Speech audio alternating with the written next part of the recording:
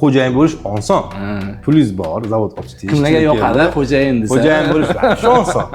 Lider bo'lish qiyin. 0.2% bu deylik $20,000 0.2% arzimagan pul bo'ladi. Instagram juda katta platforma, bozor. Desam, hamma mayli o'zing bilasan, sal indavoling qarashardi. Boshqarishda, srokdan kech qolmaslikda nimalarga e'tibor berasiz siz? Qiyomatga qolgandan ko'ra bu dunyoda qashshoq yashagan yaxshi yoki uy sotib berib olgan yaxshi. Dizaynerlar o'zini ish ustida ishlab, ya'ni O'zbekiston dizayn sohasi kuchayganini bildiradimi yo faqat sizga eng toplar keladimi? Bironta bir mebelchi yoki odam kelib bizga mana qilgan zo'r bo'lib ketasan demadi. Bir aksini aytdi. Sen qiyin ishga kiryapsan. Mebel qo'ygandan keyin kraska sepish kerakmi yoki oldin kraska sepib keyin mebel qo'yish kerakmi? Men o'zim ham guruchchi bo'lganman ishxonada. Vo'y. Odamni o'g'irliklarini 4 yildan keyin bolalar bilishgan, okey?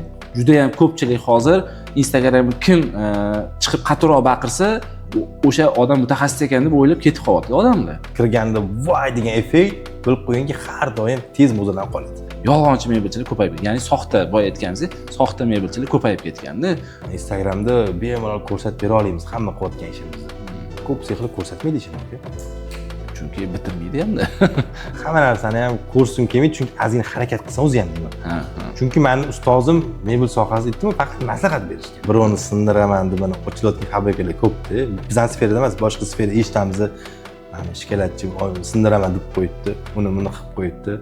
Men aytaman, kutinglar deyman. O'zi sinadi deyman. Shunaqa ham bo'ladi, okey? Shu 2020-yillarda boshida birinchi videolarni qilish boshlaganimda hamma qarindoshlar, endi yaqinlar hamma gapirishardi. Odam rahmatlilarga boshlaganman deb ishni.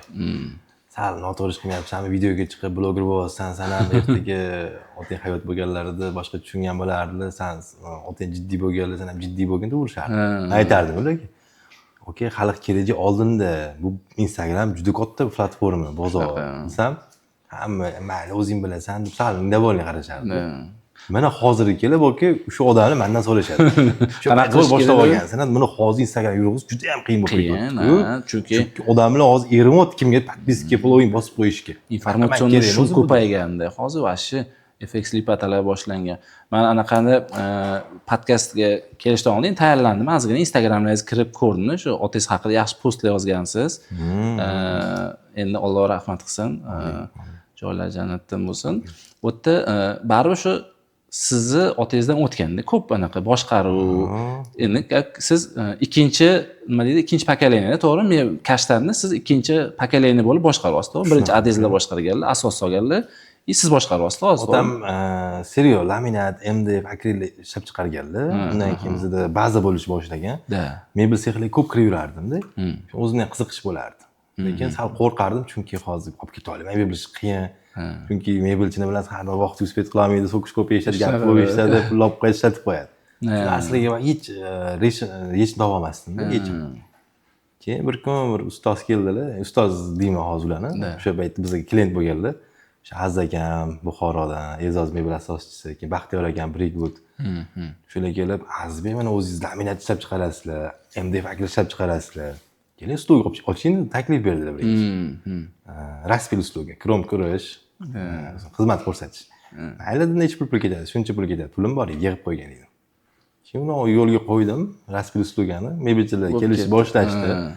Bu nechinchi yil bo'lgan? 2019 oxiri. Shu Raspil stolgani ochishim bilan odamlar o'tib qolganlar. O'shandan keyin u payt adashmas koronavirus paytidami? Koronavirus Coviddan o'tganlar-da, o'sha paytda. Keldilar, duoni qildilar, zo'r olib ketasan hali dedilar, biz xursandmiz. Endi bir ikkita anaqa detallar ishlab qo'ydi o'sha paytda, eshik ishlab chiqarish yo'lga qo'ygan edim. Shuni ochdim, eshik oson ekanda. Eshik ishlab chiqardimda, eshigimiz shunaqa endi defekt ko'p, oka. Keldilar-da. Men ko'rayotgan defekt ular ham ko'ryaptilar. Lekin hech kim oldi uyaltirmayaptilar-da. Voy, gap yo'q, zo'r deyapti. Boshlanishiga shunaqa bo'ladi o'zi. Produkt boshida mana shunaqa chiqadi, keyin ustida ishlab buni keltirib olasan sifatida duoni qildilar. Keyin sekin chetga oldilar-da, mana bittasining defektlar shular ustida azin ishlagan dedilar. Bo'ldi, keyin bir haftadan keyin adam o'tib qoldilar olamdan. Shundoq lenta ochildi. hozir yo'taldilar, men hozir mazam bo'lmayapti deb ketdilar. Endi Alloh irodasi yoki baribir hamma boshida bor narsa bu. Shunaqa. Alloh anaqasiga qarshi bor bo'lmaydi yoki. To'g'ri. Shundan keyin men endi orqamda endi mani kimim bor deyapman-da. Shundan keyin уже men bor kuchimni tashlayapman. Qarayapman, Instagramdagi qarayapman, mebelchilarni ko'ryapman, boshqa chet el, Yevropa narsalarni ko'ryapman, hammasi Instagramda. Bo'ldi, men ham shu ish qilishim kerak dedim.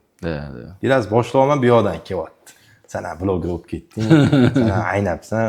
Nimasi yomon ish qilman, avratim ochib qo'yganim. Oldinlari bu narsani qabul qilisha olmasdim. Men 2018-yil Moskvada malaka oshirishga borganman-da.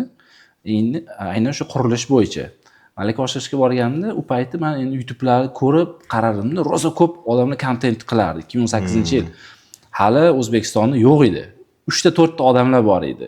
Sanoqli odamlar. Endi boshlagan ular ham. Keyin men keldim, men ham qaror O'zbekistonga borganimda kontent qilaman, shu ishimni olib chiqaman deb kelganimdan keyin meni aynitishgan. Ota bobong qilgan ishni qilmaysanmi? Shundan keyin sovib ketganda anaqa. Ya'ni bo'lmasa mayli bizga to'g'ri kelmas ekan deganman-da, lekin ichimda qolib ketgan. Orada 3 oy o'tdi, 5 oy o'tdi, yana ichimda yana kuchayib kelyapti-da o'sha. 5 oy, 6 oy, 1 yil o'tgandan keyin qarochi dedim. Gapiraman chiqib dedim. Tupidor aka. Chiqaman gapiraman. Qalbingizga quloq soldi-yu, qalbimda o'tdi. Xohlayaptimi qilish kerak. Yomon ish qotgan. O'shandan keyin o'sha anaqa qilib yurg'izib, mana Xudoga shukr, hozir yaxshi. Ko'p anaqalar ham, tanishlar ham ko'radi, gap yo'q, zo'r, men zo'r gapiribsiz, men zo'r ma'lumot beribsiz, yo'q deydi. Okey.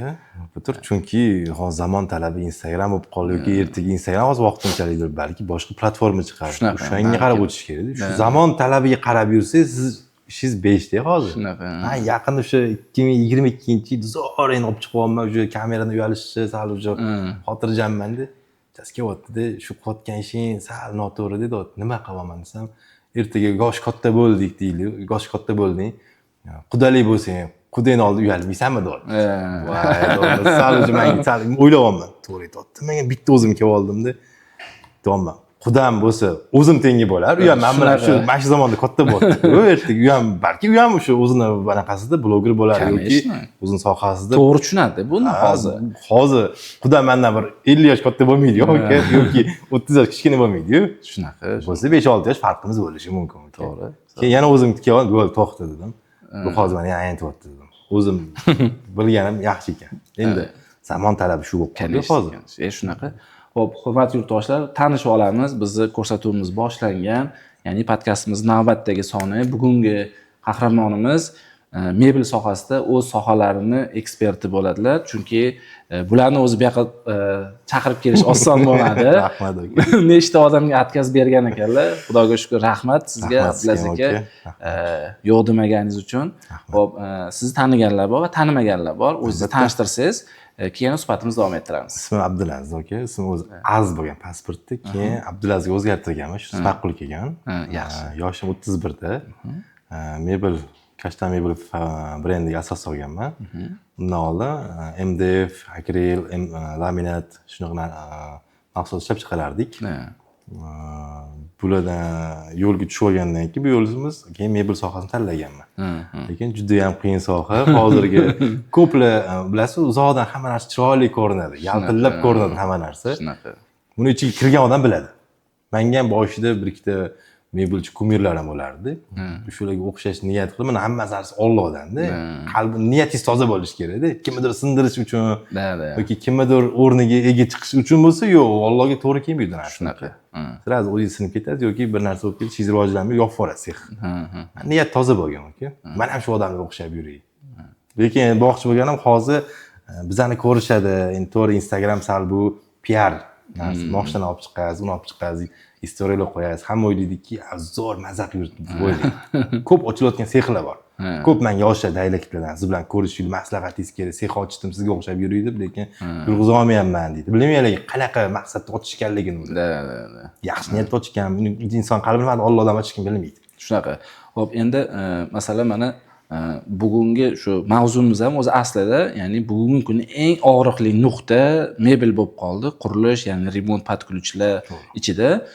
Sababiki aytilgan vaqtda bo'lmayapti, bo'lsa ham chala bo'lyapti, ko'p kamchiliklar, defektlar bor. aynan mana shular haqida bugungi suhbatimizni qilamiz. Sababiki, ya'ni siz shu sohani mutaxassisi bo'lganingiz uchun, ya'ni bu ko'rsatuvga hamma ham kelmaydi, ya'ni u odamdan nimadir o'rgansa bo'ladigan odamlarni chaqiramiz. Maqsadimiz shu, ya'ni bizni ko'rib turgan ko'p insonlar, ya'ni mana shu uyga mebel sohasida deylik mutaxassis bo'lsa, shu mebel sohasida ekspertdan uyiga mebel zakaz qilayotganda nimalarga e'tibor berish kerak? Foydali bo'lsa, maqsadimiz shu o'zi aslida ko'rsatuvimizni. O'shaning uchun sizni chaqirganimiz shundan. Ya'ni mebel tanlashda asosiy, ya'ni mebel kompaniya tanlashda asosiy nimalarga e'tibor berish kerak? Shular haqida gaplashaylik. Mebel tanlashdan avvalambor oldin uni berayotgan narxiga, srogiga. Agar sizga narxi past bo'lib, srogini kam etsa, demak undan ehtiyot bo'lish kerak. Lekin sizga narxi baland, srogini ham katta bersa, undan ham ehtiyot bo'lish kerak. O'rtasini berish kerak-da, oke? Misol uchun bir xilla zakazi kam bo'ladi, olish uchun o'zi 4 oylik u zakaz. 4 oyda qilinadi. Lekin uni 2 oyda qilib beraman. Unga pul kerak bo'lgan pul. 2 oyda qilib beraman deydi, bo'l. Undan sal cho'chish kerak. Chunki siz o'zingiz bilasiz, misol klientsiz. Nima talab qilayotgan, nima xohlayotganingizni, obyemingiz qanchalik siz bilasiz. Siz uni bilasiz 2 oyda bitmasligini ham. Lekin uni gapiga ishonib berib qo'yasiz akasiz. O'sha paytda mebel обязательно kech bo'ladi. O'shaning uchun konkretni do'g'orni tuzish kerak. Keyin do'g'orni kiritish kerak. Agar 2 oydan oshsa nima bo'ladi? Prosta o'tda barcha chaqir emas, o'tda qanaqadir pulli minus bo'lishi kerak. To'g'ri. Masalan, men o'zim ham masalan ko'p mebel zakaz qilganman. Shu bugungi kunda Toshkentda eng ko'zi ko'ringan kompaniyalar, ya'ni mebel kompaniyalari. Xo'p, o'tda bittasi yozib qo'ygan. Masalan, 0.2% har bir kechikkan kunga deyapti-da. Bu narsa keyin yana tagiga punktda yozib qo'ygan. 0.2% har bir kechikkan kunga deyilganda pastda yozib qo'ygan. 14 kundan keyin amal qilmaydi deb yozib qo'ygan. Endi tasavvur qiling. 0.2% bu deylik $20,000 $0.2% arzimagan pul bo'ladi. 14 kunga uni ana qo'yotdi, bo'ldi. 14 kundan keyin xolagancha yuribdi-da. Ko'pchilik masalan u narsaga e'tibor bermayapti. Uzundan uzun do'g'orlar yozib tashlaganda, aynan shu narsalarni bekitish uchun. Shunaqa bu qanaqa o'zi qonun qoidasi? Mana sizning kompaniyangizda qanaqa bu narsa? Bu do'g'or avvalambor ham noto'g'ri menimcha deb o'ylayman, oke. Do'g'or bu salmas 100 talik noto'g'ri, bu shariatga ham to'g'ri kelmaydigan narsa. Bu 14 kun o'tgandan keyin xolagan ishini qilib yurdi. Bizda shunaqa narsa bo'ldi, shu case bo'ldi. Bizning do'g'orda yozilgan patolog razmeri, pol razmeri chiqqandan keyin 2 oy deyilgan. Bo'ldi. Bu degani kafil yoki tarkib qo'yilgandan keyin gipsi karta rasmiy tushirib berish kerak. Shundan keyin biz 2 oy srok beramiz. Bir xil mijozlarimiz tushunishmaydiki, men senga 2 oy oldin avans berganman. Lekin uyingiz 4 oyda ham biz razmer ola olmadik-ku deymiz. Bu meni muammoim emas deydi. Endi bu sal xo'p, mana shu joyda kim o'zi asl sababchi bo'ladi? Bu mebelchi vaziyatni yaxshi tushuntirmaganidami, uy egasi yaxshi tushunmaganidami yoki prorab vaqtida qilib bermaganidami? Bitta bir tomonlama, ikki tomonlama ekan. Ikki tomonlama. Chunki mebel buyurtma qilayotgan odam boshqa sohada bo'lishi mumkin. To'ppa-to'g'ri. Uni xayoli boshqa joyda bo'lishi mumkin. Mebel do'g'ri tuzilayotganda. Shuni konkretni tushuntirish kerak. Okajon, mana sizga men aytganman, tizib qo'yish kerak qizil bilan. Pol bilan patolog razmeri chiqqandan keyin 2 oy srok beramiz yoki 3 oy srok beramiz. Xuddi yozilgan, mana yozgansan 2 oyda yozgansan-ku. Qolgan joyini o'qimaydi. Yo'q, qolgan joy o'tmaydi. Yozilgan avans berilgan kun hisoblanmaydi. Bizga pol patolog razmeri chiqqandan keyin 2 oy yoki 3 oy. Ana shu joyini konkret urg'u berib tushuntirib qo'yish kerak. Shunaqa tushuntirish kerakki, har ko'rishganda ba'ziga aytganman, sizga aytganman, deyorsiz, odam esda qolib ketadi. Bo'ldi, aytgansan, oxirida talashmaysiz bilan. Xo'p, mana qarang, siz o'zingizga ishonchingiz borligi uchun bu narsa har safar ko'rishganda ham eslatishga siz qo'rqmaysiz. Yo'q.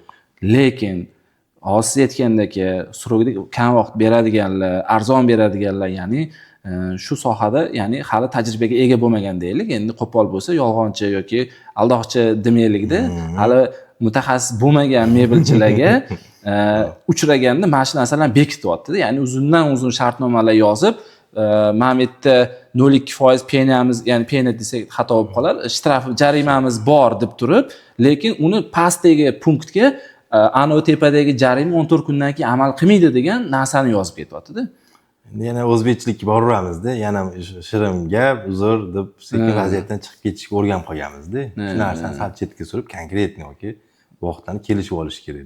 Ertaga ko'zga tushganda ham uyalib qolishimiz kerak. Chunki o'zingiz bilasiz, bunaqa obyektlarda bitguncha qancha so'kish bo'ladi, qancha недоразумениялар bo'ladi yoki shunaqa. Shu narsalar bo'lmasligi uchun punktdan cho'tki kelishib olish kerak bo'ladi. Keyin biz srok berayotganimizda men o'zim srok bermayman hech qachon.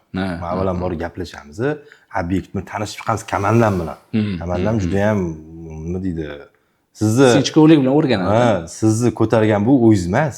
Avvalambor Alloh, keyin sizni orqangizda turgan komandangiz bo'ladi. To'ppa-to'g'ri. Komandangiz bo'lmasa, siz qo'lsiz bir duradgorsizda yoki hech narsa qila olmaysiz, faqat quruq gap bilan. Chunki mana hozir o'zimizda ham ko'ramiz, bitta odam bitta obyektga borib kelguncha obyekt bo'lib qoladi-da o'zi. Ya'ni kun tez o'tib ketyapti. Hayolimda meni shunaqa tez o'tib ketyapti. O'zi shunaqa hayolingizda emas. Bitta odam, ya'ni siz aytganingizdek, kuchli komanda bo'lmasa, ko'p narsaga ulgurish hozirgi paytda невозможно bo'lib qoldi-da o'zi. To'g'ri. Xo'p, Abdulaziz aka, mana siz hozir aytdingizki, komandam bor dedingiz. Xo'p, bir vaqtda o'zida nechta obyektgacha siz ola olasiz, akasi? Assalomu alaykum, hurmatli yurtdoshlar. Men Sardor Jabbarov, 10 yildan beri qurilish sohasida ishlab kelaman va Brigada S kompaniyasi asoschisi va rahbari bo'laman. Hozirgacha Elitni, Pyramid Tower, Nest One, Murobot Avenue kabi obyektlarda dizayn va remont ishlarini bitirib berganmiz. Agar sizga ham dizayn ishlari, remont ishlari kerak bo'lsa, pastda link bor. Ushbu link orqali ro'yxatdan o'ting. Tez orada biz siz bilan bog'lanamiz. Videomiz ma'qul bo'layotgan bo'lsa, videomizga like bosing va bizga obuna bo'ling. Biz esa davom etamiz. Bir vaqt o'zida hozirgi kunda maqtanish bo'lib qolmasin. Yo'q, bu biz tajribamiz, chunki bizni ko'rib turgan insonlarga bu ko'rsatuv manfaatli bo'lishi kerak. Hurmatli yurtdoshlar, agar ko'rsatuvimiz yoqayotgan bo'lsa, like bosishni esdan chiqarmang. Men hech qachon o'zim qildim gapirmagan shu paytgacha. Hamma narsa rizq Allohdan, rizq Allohdan. Bolalarning rizqida o'tdi. Bizda hozirgi kunda 180 ta yaqin obyektimiz bor, Zo'r. Bu degani hozir bizda 300 tadan oshiq xodimimiz bor, 15 ta meni yordamchim bor, Men shu 15 ta yordamchimni boshqaraman. Bo'ldi, qolganlarning ishim yo'q. Ichkarida sexdagi hamma bolalarning otini ham bilib o'rgangan. To'g'ri, glavniy brigadir boshliqlarning otini bilaman. Ular bilan hurmatda gaplashamiz. Hech qaysi bilamiz, hammaga bormaganmiz shu paytgacha. Ularning shogirdlari bor. Shogirdlik chunki keldik-ketdik. Uni olib ishlatib ko'rishadi, uni olib kelishadi. Ular bilan sal anaqami yo'q, ishim ham yo'q. Men faqatgina shu 15 ta bolani boshqaraman. Har bitta 15 ta bolamda kamida 18 ta, 19 ta kvartirasi bor. Ichida orasida 3-4 ta uchastkasi bor. Mana yaqin o'zingiz bilan klientingizni berdingiz. O'sha yerda ham bitta xodimimizga biriktirib berdim. U yerda misol bitta o'zim boshqara olmasdim shunchalar. Shunaqa albatta. Boshida 3 ta yordamchim bo'lardi. Ular bilan bir 30 ta, 40 ta kvartira olardik. Faqat men 3 ta odam bilan so'rayman. Klient telefon qilsa ham men qaysi mebel chiqib qotganini so'rayman. Shu qaysi brigadani boshlig'ini ham qo'yadi yordamchi. Mashina zakasi. Bo'ldi. Undan talab qilaman. Orqa bilan ishim yo'q o'zi. Yaxshi, juda ham zo'r. Xo'p, mana shu deylik, mana 180 ta obyektingiz bor. Buni boshqarish qiyinmi, qiyin emasmi? Sizda masalan men ya'ni o'sha o'zimni mijozimni jo'natishdan oldin ham siz haqingizda ko'p eshitganman, ko'p ko'rishganmiz tadbirlarda. Endi hozir yaqin bo'lib gaplashyapmiz, ya'ni manfaatli bo'lish uchun. Boshqarishda, srogidan kech qolmaslikda nimalarga e'tibor berasiz siz? Srogidan kech qolmaslik bu yerda obyektlar baribir etilgan vaqtga bitmaydi. Bitadigani juda ham kam. Mana hozir yaqin o'sha bergan zakazingizda ham aytayaptilar, 2 oyda ko'chib kirishim kerak deyaptilar. Lekin bizni ko'ryapmiz, anaqa tajribadan kelib chiqqan aytaylik, bunday qaraysizda bu joy 2 oyda bitmaydi. Kamida 4 oydan keyin biz kirishimiz kerak. Shunaqa qilib ana zakazlar ustiga chiqaveradi, lekin 2 oy oldin olgan zakazimiz bityapti. Mana shunaqa qilib ketib ulaveramiz. Xudoga shukr, kech qolsak biz 10-15 kun kech qolishimiz mumkin. Ya'ni ishxonada svet ketib qolishi bor yoki stanoklar buzilib qolishi bor, kraskamiz ustiga chang tushib qolishi bor. Shu hisobiga. Lekin hayotda 2 oylab, 3 oylab biz kech qolmaganmiz. Avvalambor hammasi ya'ni aytaman Allohdan. Katta gapirmaylik. Ishchilarga bu yerda talab jiddiyroq bo'lish kerak-da. Ishchilar bilan to'g'ri hazil-huzul ko'chada qilaverasiz. Lekin ishxonada siz boshqa odamsiz. Shunaqa. Rahmatli otamdan o'rganardim-da. Men ishxonada qo'pol aytganda eng ko'p gapni men eshitganman-da. Chunki men bilardim shu paytda. Otangizdagi siz yordamchi bo'lgansiz-da, demak. Akam yordamchi bo'lardi. Endi qanaqadir yoqqa borib kelishga yoki bozor o'char qilishga, boshqa narsa yoshroq bo'lganman-da. Chunki 25 yosh bo'lganman, otam o'tganlar. U paytda endi katta mas'uliyat bermaganlar. Lekin o'sha paytda men bilardim, chetdan kuzatib o'tirardim-da. ishxonada boshqa muomala qilardilar. Uyda boshqa muomala, ko'chada boshqa muomalada. Shunaqa o'rganganmanki, odamlardan men baqiraman, ushtirib, jahllarni chiqardim. Bu kim kirib qolsa bo'ldi. Yana Azizbek o'g'lim, hamma qilib qo'y, men уже kayfiyatim ko'tarilardi. Chunki ana odam oldiman izni qilmadilar. Shunaqa. Chunki o'zidan temamizda-ku. Men ham shunaqa qilaman ishxonada, shuni o'rganganman. Ishxonada jahlim chiqdi, klient oldida qo'pol gapiraman, misol uchun. Qachon kech qolib, qachon qilib berasanlar? Ishxonaga kelgandan keyin yana sekin boshini silab, nima yordam kerak, nima qilish kerak? Bo'ldi, sendan keyin bezochir sepib turamiz, olib kir. Men o'zimga beraman, o'zim shug'ullanaman. Yana kayfiyat ko'tariladi. Poddershka ham bosimdan ishlab tursangiz, ertaga ishchilar ham hozir qo'pol qilayotgan qul emas-ku. Shunaqa. Hammani o'ziga yarasha hurmati bor, hammani o'ziga yarasha muammolari bor. Uni oilaviy muammolarini ham hisobga olganda so'raladi. Nimaga kech qolyapsan, nimaga kulmayapsan necha kundan beri? Men o'zi hayotda sal yumorli odamman-da. Ishxonada ham ozgina yumorni ishlataman, ozgina kulmasa, nima muammoyim bor? Nima bo'ldi? Agar o'zi aytmasa, bolalarimdan so'ra yordamchilarimdan. Nima bo'lyapti o'zi? Nima kech qolyapti? Nega kech kelyapti? Nega vaqtli ketyapti? Ozgina shu muammosi bor. Davay hal qilaylik muammosini. Yoki o'rniga boshqa odam qo'yaylik, obyektni tushiraylik. Mana obyekt kech qolyapti, tezlashtiraylik. Bitta obyektni bitta brigadamizga berib kech qolyaptim, unga sразу qo'shimcha yordam kuchli tashlaymiz. Chunki u yerda biz prinsip ishlata olmaymiz. Senga shu obyekt berilib, sen qilishing kerak deya olmaymiz.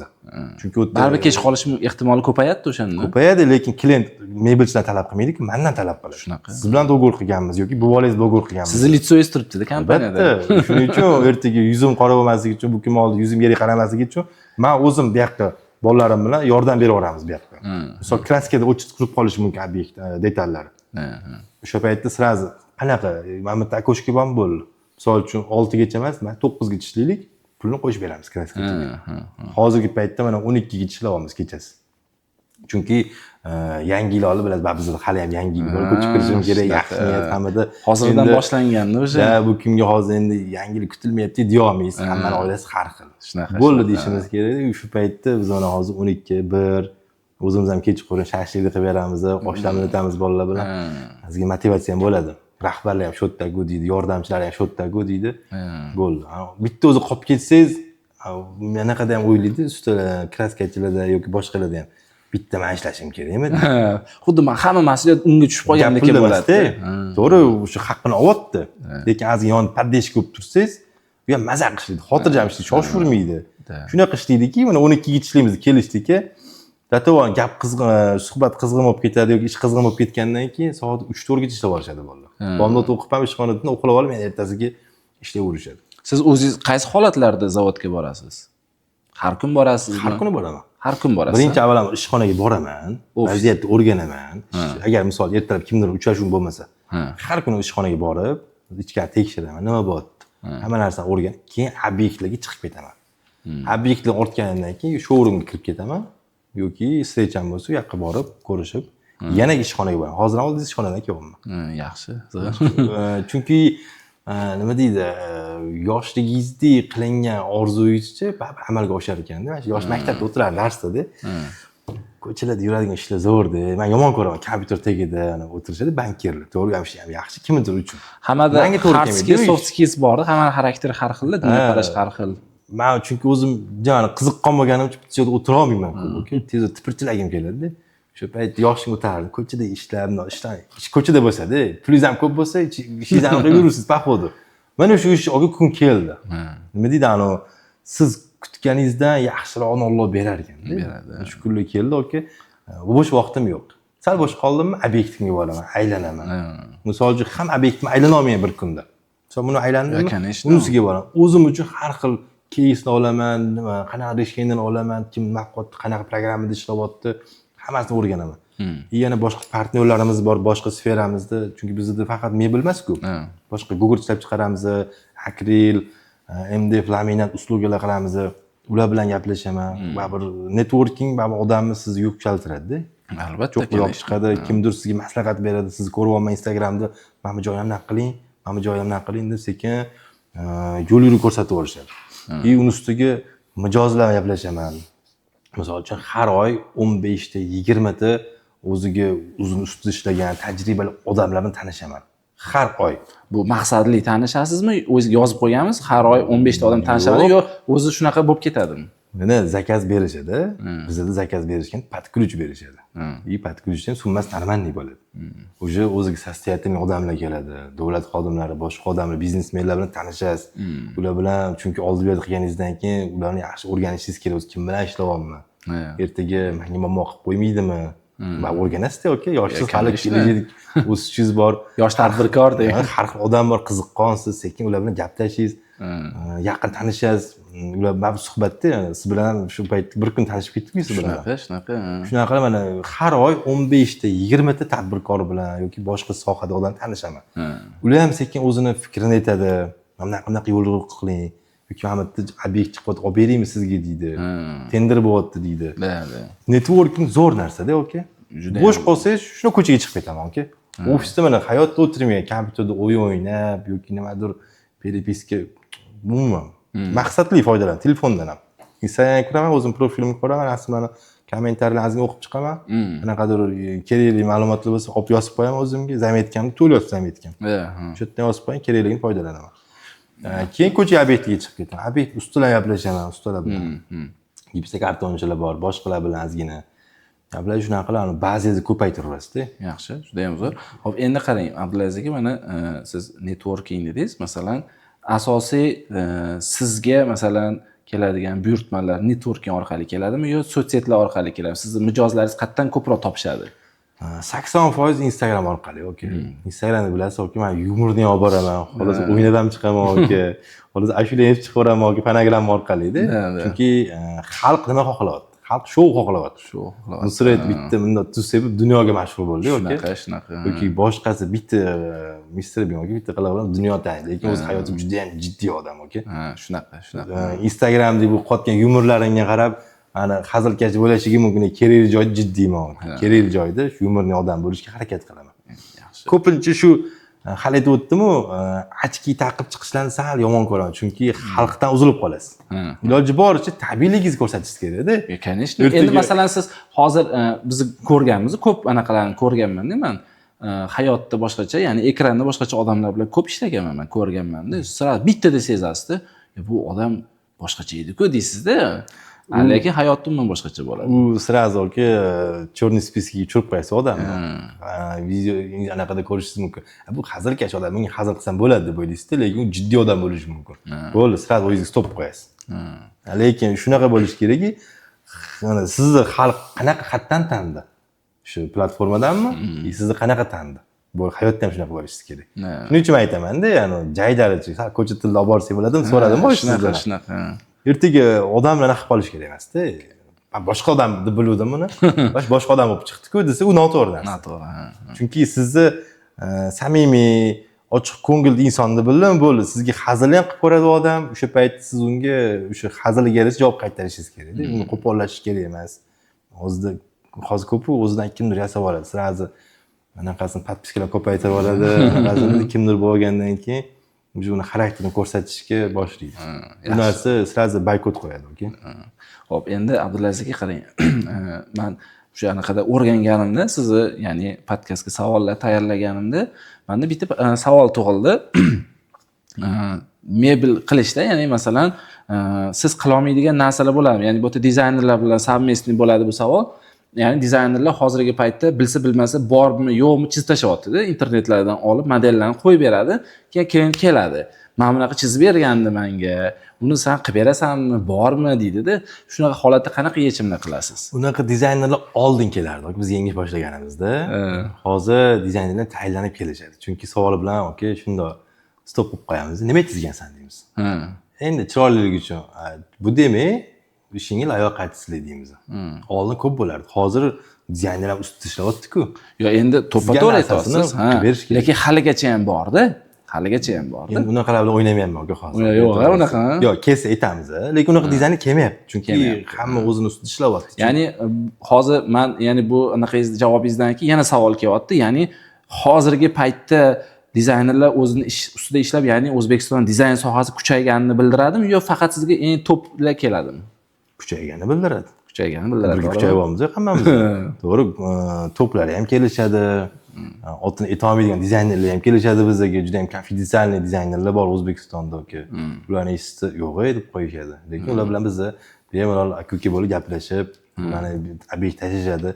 Juda ham konfidensialniy obyektlarimiz bor aka. Не то что o'zimiz aka, telefonsiz, polniy orqali kiriladigan obyektlar bor-da. Shunaqa obyektlarimiz borki, siz nomer 1 bo'lishingizga bir qadam qolgan obyektlarimiz bor-da. Lekin u o'rtada juda ham katta to'siq bor. Uni olib chiqa olmaysiz ommaga. Shunaqa. O'sha obyektlarni ko'rsatsangiz, o'sha siz SNGda nomer 1 bo'lishingiz ham mumkin-da, aka. Chunki bu odam mana bunga qilgan ekan, buningini qilgan ekan degan PR-lar. To'g'ri, o'zimizga ham tinchlik kerak, aka. Ularning nomini hech qayerda siz qayd etmaysiz-da, to'g'ri? Yo'q, hech qayerda aytmayman, aka. Jo'l ichim yutib yuborganman. To'mijelik dastim kalib qo'yadi o'ziga. Shunday yutib yuborilgan, aka, o'zi. Bu ichimda turadi bu narsalar. Qilganmisiz, qilgan lekin. O'zimiz uchun, mana o'zingiz maza qilasiz-ku. Bo'ldi, shu odam bilan men tanishman, odam meni taniydi. Endi qarang, yana qilishadi-yu. Kimdir sizni qanaqadir joydan taniyman deb qo'ysa, qanchalik sizga obro' ham baxt aka, kuch beradi. Shunchalik shu darajada men qisqa muddatda shu odamlarni xizmatini qildim. Shu odamlar bilan networking qildim. Menga ishligi tushdi. Demak, qilayotgan videolar ham ularga ma'qul kelgani uchun meni chaqirishdi-da. Ya'ni ustingiz ishlayverasiz aka. Dal shani negativlarga e'tibor qilishdan sal uzoqlashasiz. Ko'p negativlar ham ko'p aka, o'zingiz sferangizda konkurentingiz bor. Maqosdan o'zida to'g'ri yo'ldan xullas ko'pda juda ham. Lekin shu menga turtki beradiki, dal shu odamlar ham bizani ko'rib turib chaqirishdi-ku obyektga, Instagram orqali deb, yana menga o'sha ruhiy kuch beradi-da. Yana teparoq o'sishingizga yordam beradi, ustingiz ishlashingizga yana turtki beradi. Hop, endi mana ya'ni boya savolni boshiga qaytamiz.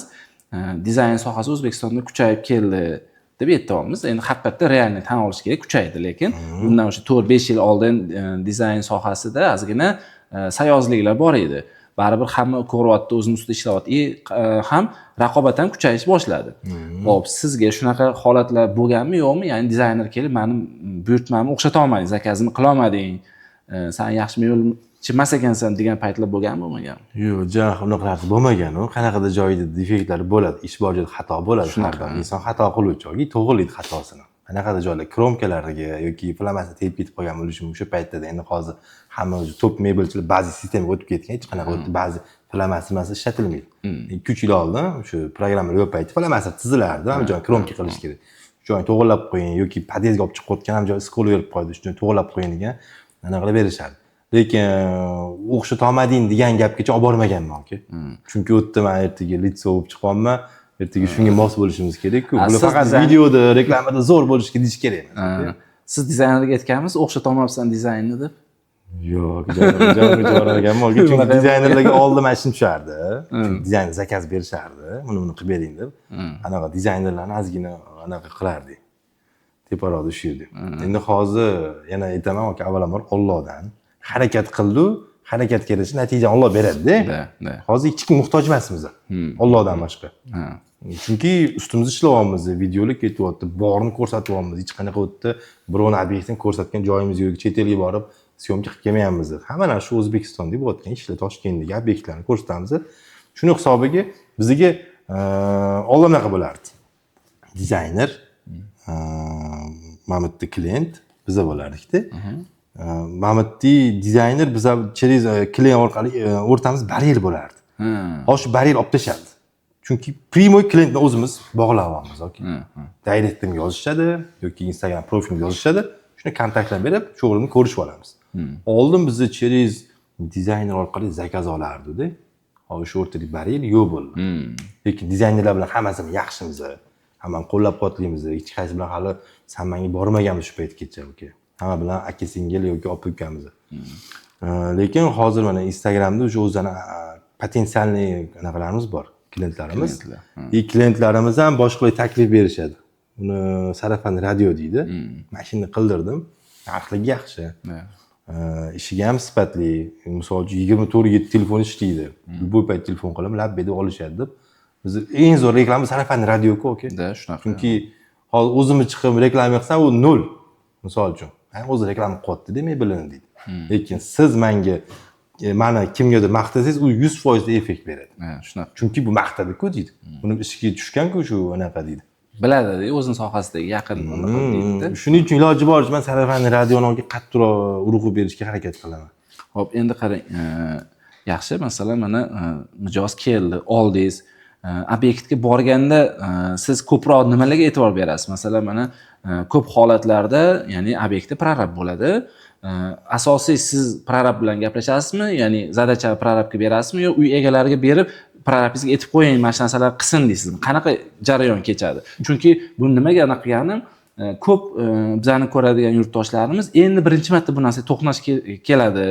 Endi masalan kimni uy qurgan, endi remont qilmoqchi yoki endi uy sotib olgan, uni remont qilish kerak, mebel zakaz qilish kerak. O'sha holatlarda, ya'ni bu ko'rsatuvimiz manfaatli bo'lsa, bizani ketkizgan vaqtimizga rozi bo'lamiz inshaalloh shu narsaga. O'shaning uchun shu savolni berdim sizga. To'ppa-to'g'ri. Agar zakaz bizga primo klient o'zidan kelsa, agar dizaynersiz, dizaynerlar o'zi ko'p holatda mebelga berishadi ekan.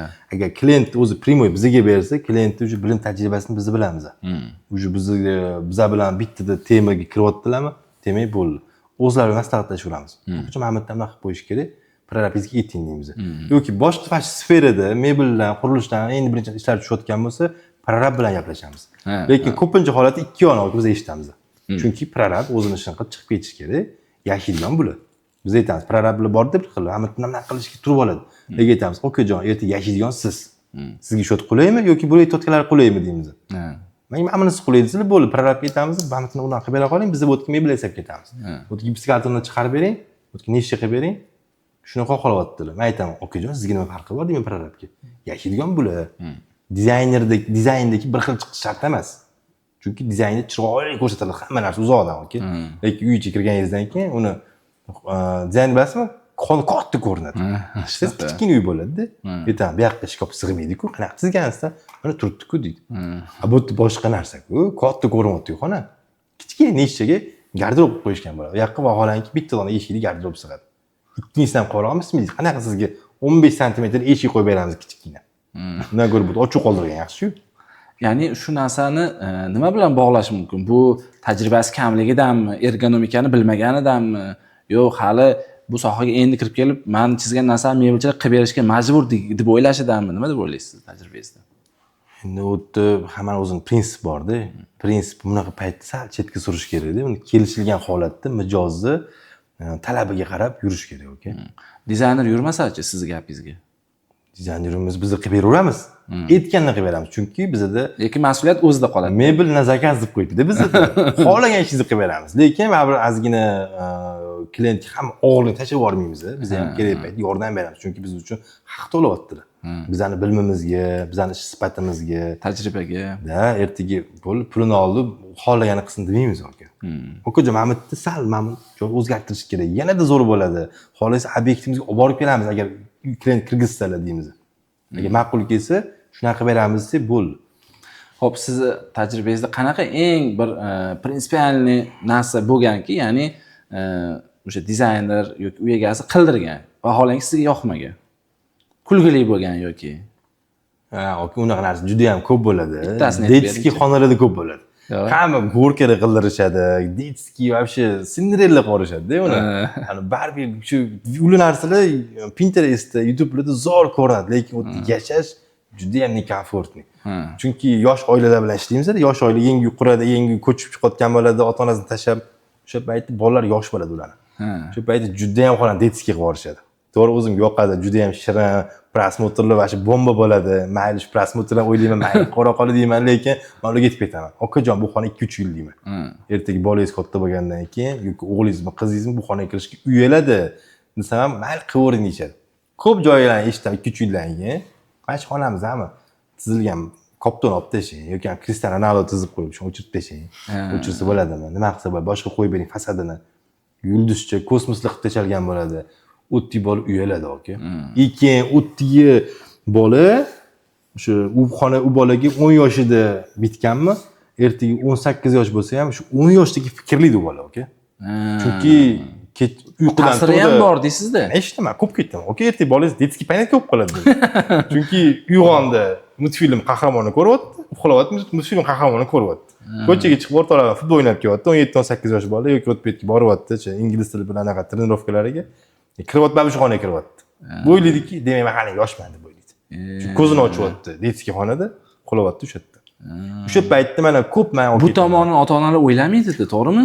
ko'ra olmaydida anaqa. Kelajak haqida o'ylashmaydi, aka. Ular o'ylashadiki, mana shu ular qarang, o'sha payt mana remont qilayotgan paytda biz oldin niyat qilganmiz deydi. Ular kelajakda shu narsani niyat qilgan shu xonada, undan keyin kelajakni ko'rishmaydi o'sha. Mana mana shu umri qisqa deb siz aytasiz lekin. Hech narsa hammaga aytaman. Zo'r joyli tizibsiz deyman. Menga ham yoqadi. Bunaqa xonalar uchastkalarda qilish kerak deyman. Hozir nima ko'p, kvartira ko'p. Kvartiraga shunaqa xona qilishadi-da. Okajon ertaga yoki keyin bu ertaga bolangiz katta bo'lsa kuyaladi bu yerda. Juda ham bolangiz rivojlanishiga ta'sir qiladi. Hozir to'g'ri shirin xona bolangiz xursand bo'ladi. Bir oy xursand bo'ladi, aka. Bir oydan keyin joniga tegadi. Chunki u juda ham ranglar sochini berilgan bo'ladi. Hozir bilasiz, ranglar sal anu sovuq qorroq ranglar modadan qolishi keyin. Nardigray, yana maloj anaqalar oq rangi sal to'qroq. Ivorylar, Pantone ranglar. Ha, mana 90-10 degan ranglarimiz bor, o'sha colorda. O'sha ranglar hozir juda ham trendda. Bular modadan hali beri qolmaydi, aka. Qolmaydi. Lekin bu detskiy xonalar bas ko'p, pushti rang, yashil, qizil kirganda voy degan effekt bilib qo'yingki, har doim tez modadan qoladi. Mana obyektga kirdi, voy demaysiz, lekin uni sinchiklab qarasangiz, bu yerda mehr berilgan, avtomatik dizayn ishlatilgan, bu yerda shpollar qanaqa ishlatilgan? Aytdim-ku, italyanskiy alpi ishlatilgan. Italiya anaqa qancha bir kvadratda? Bir kvadratda hozirgi kunda $200. Yoki endi zo'r mebel chiqsa, $100 ham qo'yotganlar bor kvadratini. Bizda o'rtasi. Bizda ko'plar aytishadi, sizlar mebel qimmat deyishadi. Buni qimmat emas bizda. Agar qimmat bo'lsa, bunchalik ob'yom bizda ko'p bo'lmasdi. Chunki bitta biz emas-ku bu sferada, aka. Shunaqa. 11 mingta mebelchi bor. Men bilganim, respublika bo'yicha. 11 mingta konkurentimiz bor, aka. Toshkentda bir 3 mingta konkurent bor, aka. 3 mingta mebel sexi bor. Shunga aytaman, u mebel narxini xohlagan narxga ayta olmaysiz. O'sha o'zi podkastimizda, ya'ni o'sha mebel narxlari ham bor edi. Mana keldik. Endi men shu savol bermoqchiman. Qayerdan kelib chiqadi mebel narxi? Masalan, mana qarangda, bitta odamga bitta proyekt tashlasangiz mebelchiga 10 ming hisoblab beradi, ikkinchisiga 20 ming hisoblab beradi, uchinchisiga 50 ming, 100 ming hisoblab beradi. Nimadan? Bu standarti bormi buni yoki bu o'zini deylik yaxshi ko'rgandan ko'p oladimi? Nimadan kelib chiqadi? Yo'q, bizda ham boshi narx-navo arzon edi. Keyin ustalarning qimmatlari kelishi boshlaydi. Birinchi bo'lib ustaning oyligi, keyin ishlatayotgan tovaringiz boshida arzonroq narsadan ishlaysiz, chunki zakaz olayotganda sizga hali daveri kam bo'ladi. Keyin boshlaganingizda. Shu paytda arzonroq MDF ishlatasiz, arzonroq kraska ishlatasiz, arzonroq tkань ishlatasiz, Xitoyga yoki boshqa rossiyskiy. Keyin ustingizni ishlash boshlaysiz-ku baribir, rivojlanishingiz kerak. U paytda uni hamma narsa qimmatga o'tasiz. Hozir mana hamma narsamiz qimmat, eng zo'rga o'tganmi? Bundan zo'r narsalar yo'q. Misol uchun furnitura bo'yicha, shpon bo'yicha, MDF bo'yicha, kraska bo'yicha eng zo'rlarni yig'ib qo'yganmiz. Misol uchun klient kelib, eng zo'rini menga qilib bering desa, o'shani qilib beramiz. Etmasa ham o'shani qilib beramiz, aka. Nimaga etsa ham shuni qilib berasiz, etmasa ham shuni. Chunki nazori yo'q, aka. Biz shunaqa ba'zi qilib qo'yganmiz, bo'ldi, mana shu firmadan olamiz. Shu firmada zo'r skidka beradi bizga. Mana shu kojani ishlatamiz, mana shu tkani ishlatamiz. Bo'ldi. Hatto u qimmat obyekt, katta obyektga o'sha sifat, kichkina obyektga ham o'sha sifat. Narxini farqi yo'q. Standart qilib qo'yganmiz narxini, aka. Yaxshi. Xo'p, mana bu savol endi skriptli savol emas, juda ham ko'pchilik sizga aytishi mumkin. Masalan, narxlar qimmat desa, siz qanaqa o'zingizni pozitsionerlik qilasiz? Isbotlashga harakat qilasizmi o'zingiz? Yo'q, bizda shunaqa xohlaganingizni qiling deysizmi? Ko'p holatda bizga kelishadi narx ko'tarib. Misol uchun 50 ming hisoblab berdi, nimaga sizga 70 ming chiqyapti? Misol uchun-da. Bitta ochaman-da, bitta ko'raman. Kuxnya bilan kuxnya solishtiraman. Mana bir xil chiqyapti-ku deyman. Mana bir xil chiqyapti-ku deyman-da, oxirida aytamanki, bizdagi detalni hisoblamagan-ku bular deyman. Detal qolib ketib qolibdi-ku, mana bu divaningiz qolib ketibdi, mana bu eshikning proyomi qolib ketibdi, ular hisoblanmabdi-ku deyman. Lekin birga bir qo'yganda bizning har doim yusib chiqadi, aka. Nimani hisobiga? Chunki narximiz arzon, bizda ob'yom-ku. Ob'yom kerak, bizda eng ko'p ishchi bizda-ku. Nechta ishchi bor? Hozir 300 tadan oshiryapmiz ishni. Hozir yangi fabrika quryapmiz, bitta bo'ldi, ishchi yig'yapmiz. Bu yerda yana 200 ta ishchi mebelchi yig'sa bo'ladi. Lekin hozir ishchi yig'ish juda ham muammo. Fabrika ochish har doim oson bo'lgan. Pulingiz bo'lsa ochaverasiz, stanoklar tayyor, narichida turibdi. Italyanskiysi, nemetskiysi, kraska xonalar zo'rlari turibdi. Lekin xodim yetishmayapti, aka. Nimani hisobiga? Yoshlar qiziqmayapti o'sha, aka, mebel sohasiga kirishga. Mana shu hamma shu internetdan ting aytishnik bo'lsam deydi. Aytishnik bo'lsam deydi, broker, o'sha o'tirib pul topib, kasbimni kiyib oladi deydi. Mana endi qarang. Savol bor. Aynan shu suhbatda shu savolga olib keldim men. Yaxshi usta qancha pul topadi mebel sohasida? 5 ming, 10 ming topadigan, 10 ming topish qiyinroq sal. 5000 topadi aka. Mebelchi ustanovka qilib $5000 topadi. Brigadir boshlig'i. Brigadir boshlig'i. Uni shogirdlari bor keyin. Endi yana savol bor. Hurmatli ota-onalar. Ko'p qurilish sohasida men shu sohada 10 yilga yaqin yuraman. Ko'p eshitaman. Malyar ham yetmaydi, gipsogardonchi ham, santexnik ham, elektrik ham yetmagan, mana mebelchi ham yetmagan.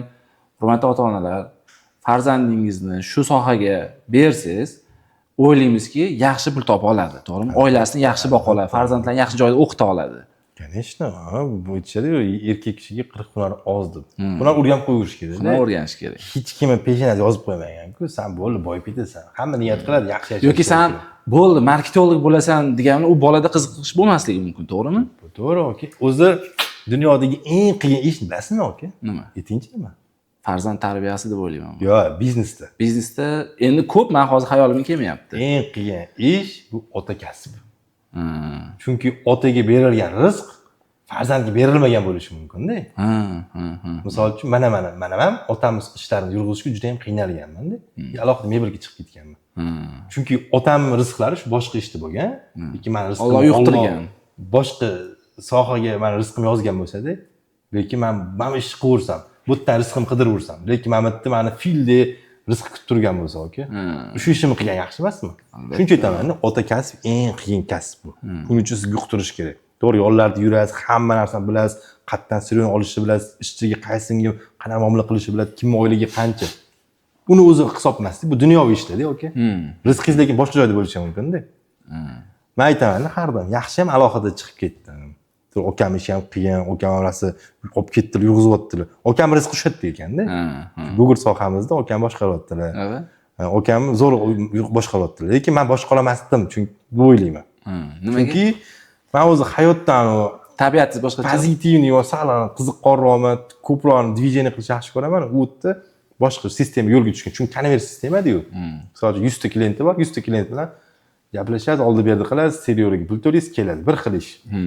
Lekin bizning sohamizda boshqa. Har xil obyekt, har xil yuvanslar, har xil muammolar sizni sal o'sishga yordam beradi bu sohalar. Shuni hisobiga ota kasb har doim qimmat, qiyin deyman, aka.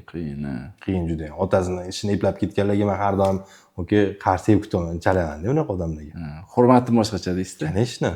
Bir xil ota kasbini qilyapti, bir xil aytma deydi, ko'plar unaqa narsaga past nazarda qaraydi. Adasidan qolgan ish qilyapti deydi.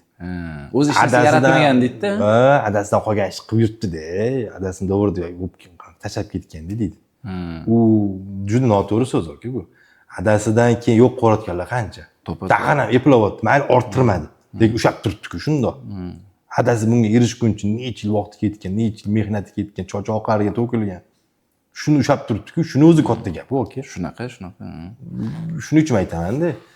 O'zi emasda, endi bu tashqaridan bo'lgan gapda, tashqaridan qarasa birovning dalasi birovga yashil ko'rinadi degan gapda bu ham. Hatto ichiga kirsa 1000 ta tashvishi, 1000 ta anaqasi bor, bosh og'rig'i borda uni. Конечно, aka. Avvalambor har doim aytaman, nimani toza bo'lish kerak-da, aka. Birovni sindiraman deb mana ochilayotgan fabrikalar ko'p-da. Bizning sferada emas, boshqa sferada eshitamiz. Mana shikolatchi sindiraman deb qo'yibdi, uni qilib qo'yibdi. Men aytaman, kutinglar deyman. O'zi sinadi deyman. Shunaqa ham bo'ladi, aka. Shuning uchun niyat to'g'ri qilish kerak. Chunki bandasiga bandasida sindirish. Anta rizqni Alloh berib turibdi-da. Siz albatta uni sindiraman deb fabrika quryapsiz yoki uni to'sqinlik qilyapsiz. Alloh o'zi sindirib qo'yadi. Bo'lmaydi, to'g'ri. Hasad bilan hech kim qarash kerak emas, ya'ni yaxshi niyatda odam sinadi. Havas bilan yuksaladi. Shuning uchun havas qilish kerak. Hammaga oq ko'ngil, qalb toza bo'lish kerak-da, aka. Ish boshlayotganimda ham bironta birga aka, mana Allohga qalbim eshitib turibdi, aka. Kimnidir sindiraman, kimdandir zo'r olib ketaman demaganman, aka. Bizda ancha seryozni, ancha yil oldingi mebel fabrikalar bor. Birontasiga tahlil qilmaganman, aka. Ular bilan bir tanishish xohlaganman. Qanaqa shu yujuqqa erishgan, bir xillar borki, o'zim men zo'r olib ketaman hali deydiganlar ko'p. Biron marta qalbimda shu narsa o'tkazmaganman, aka. Faqat havas ko'zi bilan tavakkal qilganmiz, aka. Mebel boshlaguncha umuman hisob-kitobni bilmaganman, aka. Ya'ni hisob-kitob bilmaganman degani mebelni hisob-kitobini nazarda tutyapsiz. Biz mebel hisob-kitobini hisoblamaganmiz. Qancha qoladi, qancha foyda qilamiz, qancha zarar, umuman hisob-kitob qilmagan. Tavakkal qilganmiz. Chisti tavakkalga qurilgan ish aka bu. Mana keyin rizq kelganimizda rizqimiz shu yerda ekan. harakat qildik, Alloh ham berdi aka. Yaxshi, omadingizni bersin. Xo'p, savollar bor hali. Ya'ni shu obyektni ichiga qaytadigan bo'lsak, mani chunki savollarning ichida bor savolda. Hozirgi kunda malyarchilar bilan mebelchilar oxirida ya'ni stikovkaga boradi. Qirib qo'yibsan, kir bo'pti, xolaydi, to'qaydi degan narsa bo'ladi.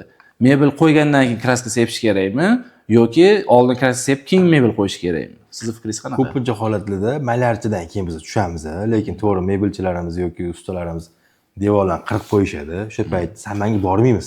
Chunki ertaga o'sha malyarchi bilan yana boshqa obyektda uchrashib qolishimiz mumkin-da. Biz klient pulini to'lab beramiz. Okajon deymiz, klientga aytamiz. Malyarchi bilan maslahatlashamiz, qirib qo'ydi yoki u klient o'zi aytadi, "Men qirib qo'yibsan" deydi. Nima qilamiz? Bo'lib biz to'lab beramiz deymiz.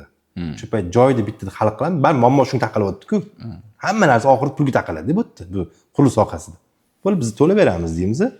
Malyarchilar kelishib olishadi, skidka olib bering deydi, qolsalar olib berdilar.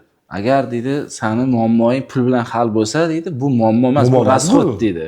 To'g'ri. Bu rasxod deydi. Muammo sog'lig'ingiz bilan bo'lsa, Xudo asrasin, farzand bilan, boshqa narsalar muammo-ku. Men bu savolni nega berdim? Ana u kuni Instagram ko'rib o'tirganimda bitta shu qurilish sohasida yuradigan shu soha vakillari aytib qoldi-da. O'zi aslida endi oldin shunaqa edi, lekin endi bundan keyin deydi, meni obyektimda oldin mebelchilar mebelni qo'yadi, keyin men kraska sepaman deyapti-da. Mebelni o'rab qo'yaman deyapti. Keyin kraska sepaman deyapti. Qanchalik to'g'ri bu? Shu noto'g'ri narsa, aka. Misol uchun, mebel ustiga o'rab qo'ydilar deydik, kraskachi lesasini tepqizib yubordi yoki kraska sepib qo'ydi. Mebel ustidan qaytadan mebel sepib bo'lmaydi. Mebel sepildi, detal sepildimi? Mebel ustiga, detal ustiga kraska sepilgandan keyin uni shukurka qilib, tozalab, keyin boshqatdan sepish kerak. U devor emulsiyasi bilan boshqa narsa adashtirish kerak emas-da. Devorni qirib qo'ydingiz, bilasiz, kichkina joyni qirib qo'ysangiz ham shu joyni yamamiz. Butun bosh devorni sepasiz. Xuddi shunaqa. Pitno bo'lib qoladi bo'lmasa. Mebel ham shunaqa-da. Shu joyni qirib qo'ydimi, keyin uni malyarchi qilib bera olmaydi. Bizani bolalar qilish kerak. Uni обязательно sexga olib borish kerak, shu vakuumda sepish kerak, yana olib kelish kerak. Shuning uchun birinchi xonani bo'yab olish kerak, keyin mebel olib borish kerak. Xo'p, endi qarang, agar ikkalasini tarozini pallasiga qo'ysa, mebelni to'g'irlash qimmatga aylanadi, ancha. Albatta, chunki mebelni yechasiz, olib borasiz, butni ishxonaga olib borishingiz bilan sizga olib kelib sepib bermaymanlarchi, uni o'chirtdi bo'ladi u etapdan o'tib kirish kerak, boshqatdan shukurga vaqt ketadi. Malyarchilar devorlar qirilib qolsa, joyda olib bormaysiz devorni. Joyda sepasiz, Shuning uchun o'ylayman, mebelni malyarkadan keyin olib kirish kerak. Yaxshi.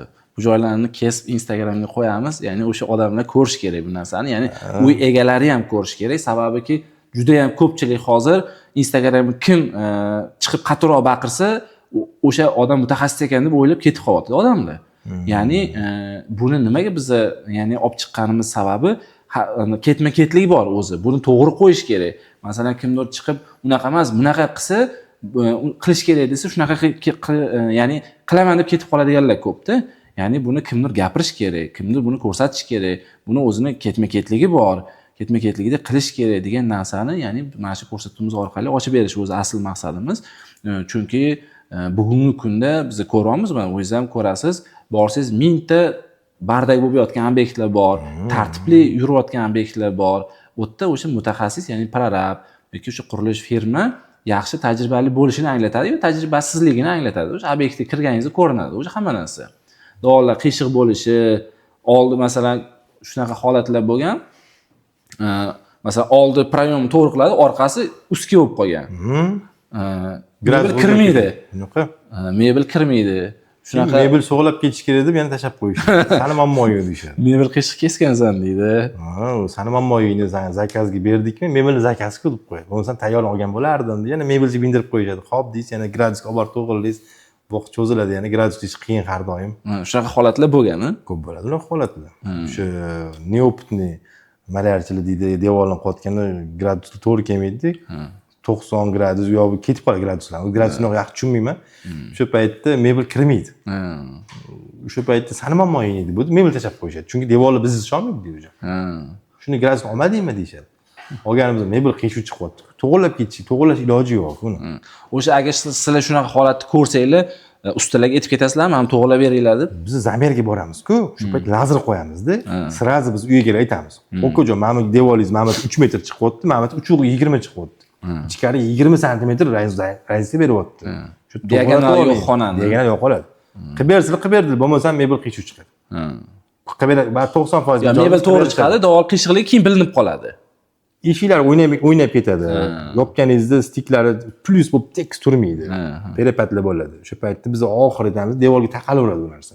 Shuning uchun bunaqa fundamentdan zo'r bo'lishi kerak deymizda, qurilish. Shu paytda devorlarni ham cho'tki qilib, mebel ham cho'tki chiroyli bo'lib chiqadi.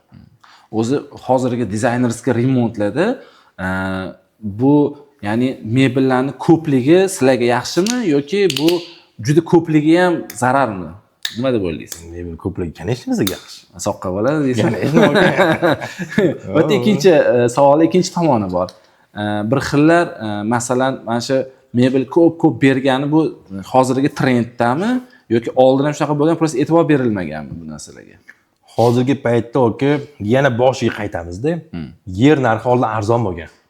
Hozir yer narxi 1 kvadratda falon ming dollardan tushyapti. Kecha domlarni ham bitta domga bordi, 1 kvadrati 48 milliondan boshlanadi. 1 kvadrati degan oki. Chunki u joy qimmatga tushganda, 1 kvadrati, 1 sotig'i ham millionga tushgan. Shuni hisobiga qarang, dom ko'tarildi, uje bo'l fundamentdan uje yer sotig'idan qimmatlashib bordimi? Hamma nima qiladi? Oldingi domlar bilasizmi? 5 xona, 6 xona domlar bo'lgan algoritmlarda. Shunaqa. Hozir unaqa domlar yo'q. Hozir 5 xona domlar eshitmayman, yaqin orada. 4 xonali, 3 xonali domlar remont qilamiz. Mebelni qo'yamiz. Shu hammasi pulga kelib taqaladi-da. Hamma 3 xona yoki 4 xona oladi.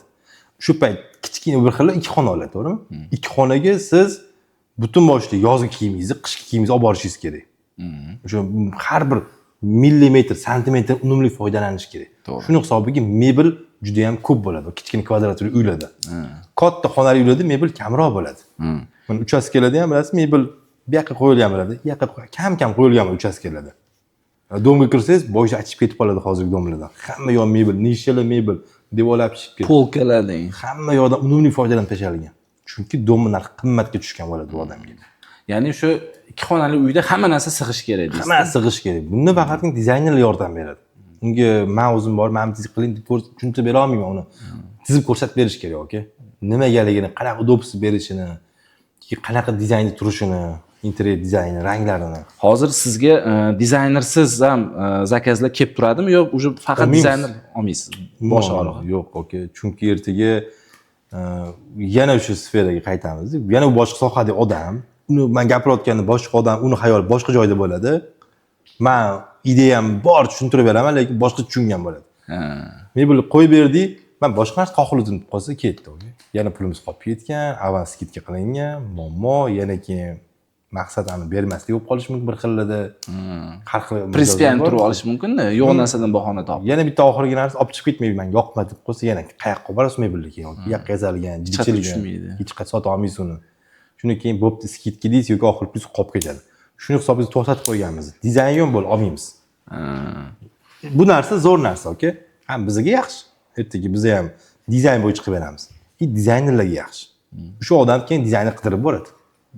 Biz ham kontaktni berib yuboramiz. Men odamga boring, ishingiz hal bo'ladi. Xo'p, endi qarang. Ikkinchi savol, shundan keyin keladigan savol, lekin hozirgacha ham dizaynsiz qilayotgan zakazlar juda ham ko'p. Xo'p, endi bu ketdi bu savolimiz. Ya'ni nima uchun buni aytganim, обязательно hozirgi kunda dizayn bilan qilish kerak. Ya'ni ayniqsa dizaynerskiy remont deb turibmiz o'zimiz. Обязательно dizayn qilish kerak. Siz aytganingizdek har bir qarishdan unumli foydalanish kerak. Bu ketdi savol. Keyingi qiziqarli savolimiz bor. Qancha pulingiz taxminan odamlarning uyida qolib ketgan, pulingizni ola olmaganingiz? Juda ham ko'p, oka. Taxminan vertolyot beradimi bu pulga? Agar sizga dizayn va remont patkuch xizmatlari kerak bo'lsa, biz Brigada S jamoamiz bilan sizga yaqindan yordam bera olamiz. Biz hozirgacha Pyramid Tower, Nest One, Murabot Avenue kabi elitli loyihalarda remont patkuch va dizayn ishlarini qilib berganmiz. Endi esa sizning navbatingiz. Video ostida link bor. Ushbu link orqali ro'yxatdan o'ting. Tez orada biz siz bilan bog'lanamiz. Tamam, yo'lga qo'yib hozir hisoblashadi. Ko'p qolgan, okey. Ko'p qolib ketgan-da. Yaxshi ham endi aytdimiz sizga, har oyda har xil odamni tanishamiz. Davlat insonlari bilan, boshqa chinovnik, boshqa insonlar bilan kimga iltimos qilib ko'ramiz. Okajon, siz tanishingiz ekan, gaplashib bering. Yoki o'rta tushib bering, mana shunaqa pulimiz qolib ketyapti, bermayaptilar. Muammo bunaqa edi. kelishilgan deb sekin bu kunga yetishimiz mumkin yoki o'zimiz boramiz. Вообще bo'lmasa qolib ketadi, qiyomatga qoladi aka. Unaqalar bo'lgan. Juda ko'p aka, juda ko'p. Yosh pessimistlar ham aka. Bizda ham sohamizda juda ham ko'p bu narsa. Mana agar sir bo'lmasa, kecha adashmasam bitta odamga oxiri shu anaqani yozdim. Kecha shu narsani yozdim. 11:01 oxiri. Mana aka, eshitasiz? Mayli, qiyomatga qoldi. Mana qarang, qani? Ha? Mana aka. Qiyomat, mayli, qiyomatga qoldi. Mana qarang aka. Ko'pda unaqa narsa. Mana aka qarang. Mana shuncha yozdim, javob yozmadingiz, tel qilib ko'tarmadingiz. Bizni pulimizni bering, bermasangiz qoldi. Mana bermasangiz qoldi unda qiyomatga, oxiratga aka deb yozgan. Karta raqamini tashlab qo'yganman. Javob yozmagan. Aka, qiyomatga qolgandan ko'ra bu dunyoda qashshoq yashagan yaxshi yoki uy sotib berib olgan yaxshi. Lekin aka, mana shu odam men dizaynlarni qilib berganman-da. Uyini ichida namozxonalari bor. 5 vaqt ibodatda. Namozxonam zo'r bo'lsin degan. Nima endi ishlar ortga ketib qolganmi yoki pul bera olmayapti? Yo'q, ishi zo'r ketyapti. Men uyga ham bordim. Ziqnalik qilyapti, bergisi kelyapti. Просто chista ziqnalik qilyapti bo'lyapti. Chunki pulga muhtoj odam emas. Allohni tanigan odam. 5 vaqt ibodatda, uyning ichiga namozxona qildiryapti. Aka, bu 50 taga yaqin SMS yozdim, oxiri bo'l bermagandan keyin mana qarang mana. Mana. Voy. Javob yo'q. Telefon qilsangiz ko'tarmaydi. Hatto bu telefon qilganingizni olsa boru, sal qalbingiz eriydi. Shunaqa. Ko'jonim, ozgina muammo bo'lib qoldi, sog'lig'imda yoki ozgina ishimda o'tib ketdi, tushib qoldim desiz, shu insonni tushunamiz-da. Mayli deb fokus boshqa yoqqa qaratamiz. U telefon olmagan sari unga dattar qilaverasiz. Nima olmayapti telefonimni? Uyga borasiz, lekin eng qizig'i aka, men uyga bordim-ku, o'sha pulni so'rab borganimda, uyda katta remont ketyapti. Har kuni 10 millionlab tovar kelyapti. O'zini topmadingizmi? Yo'q, o'zi chiqmadi. Mana bunaqa bo'ldi. Bordik, palonchi aka uydami dedi. Endi ismini aytsak noto'g'ri bo'lar. Palonchi aka uydami desak, ha uydalar deyishdi. Keyin bo'ldi, chaqirib bering dedi. Dedik, kirib ketdi, qaytib chiqyapti-da, yo ketib qolgan ekanlar deyapti. Uyda boshqa chiqadigan joy bormi dedim-da. Yo'q deyapti. Men bilaman u uyda, men chizganman proyektlarni. Yo'q, boshqa chiqadigan joyi yo'q. Prosta chiqmadi. Endi sizga mana o'zingizga ep ko'rmaysiz. Xonama-xona qidirib yuribsiz. Endi kanishda aka, endi katenliga tushib, qatirgan ekanlar. Shunaqa qilmaysiz-a? Endi bermaydigani bermas ekan. Bermaydi aka, bermaydi. Bermaydigani bermas ekan. Rosa ko'pchilikda qolib ketgan. Endi ashi mayli, Allohning o'zi. Mana shu bermasa bor, xursand bo'laman aka.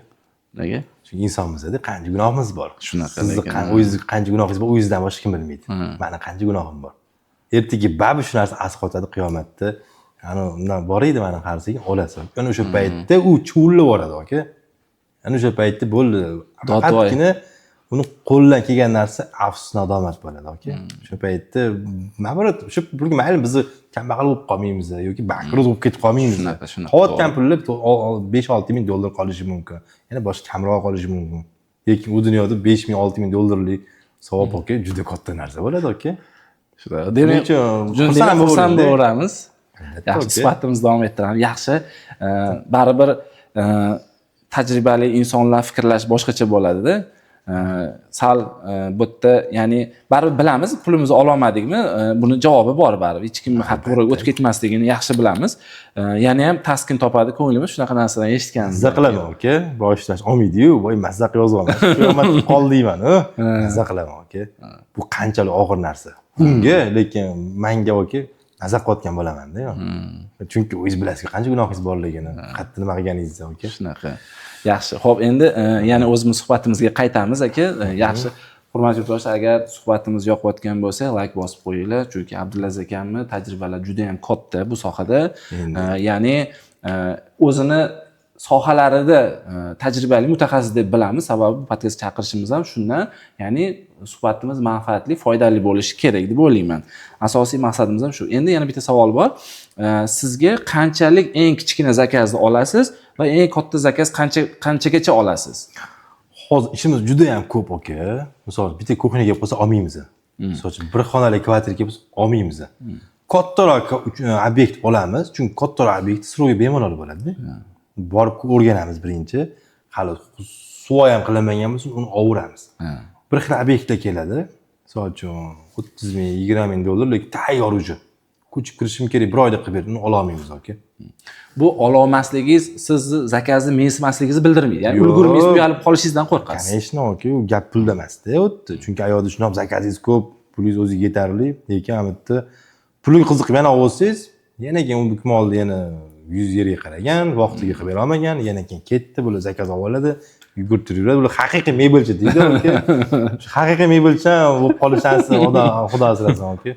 Nimaga shu duo ketganman aka? U juda ko'pchilik. Masalan, mana hozir bilsangiz, ana prikollar ham chiqib ketdi, mebelchiman degan prikollar chiqib ketdi. Men shu blogerlarni ko'rmay qo'ydimmi, aka? Yo'q. Chunki hamma ham unaqa emas-ku. To'ppa-to'g'ri. Mana bu olyapti, vaqti qilib berilyapti, aka. Aytmoqtgani 5-6 kun kech qolamiz, lekin biz hammasi biz aybimiz emas. Malarki qurmagan vaqtida boshqa narsa qilinmagan. Faqat mebelchi. To'g'ri, mebelchilar ko'p uyaltirdi lekin. Uyaltirishgan. O'zimiz ham uy qurganimizda 2 oy xonada eshiklarsiz yashaganmiz, uchastka qurganimizda eshiklar kech qolgan.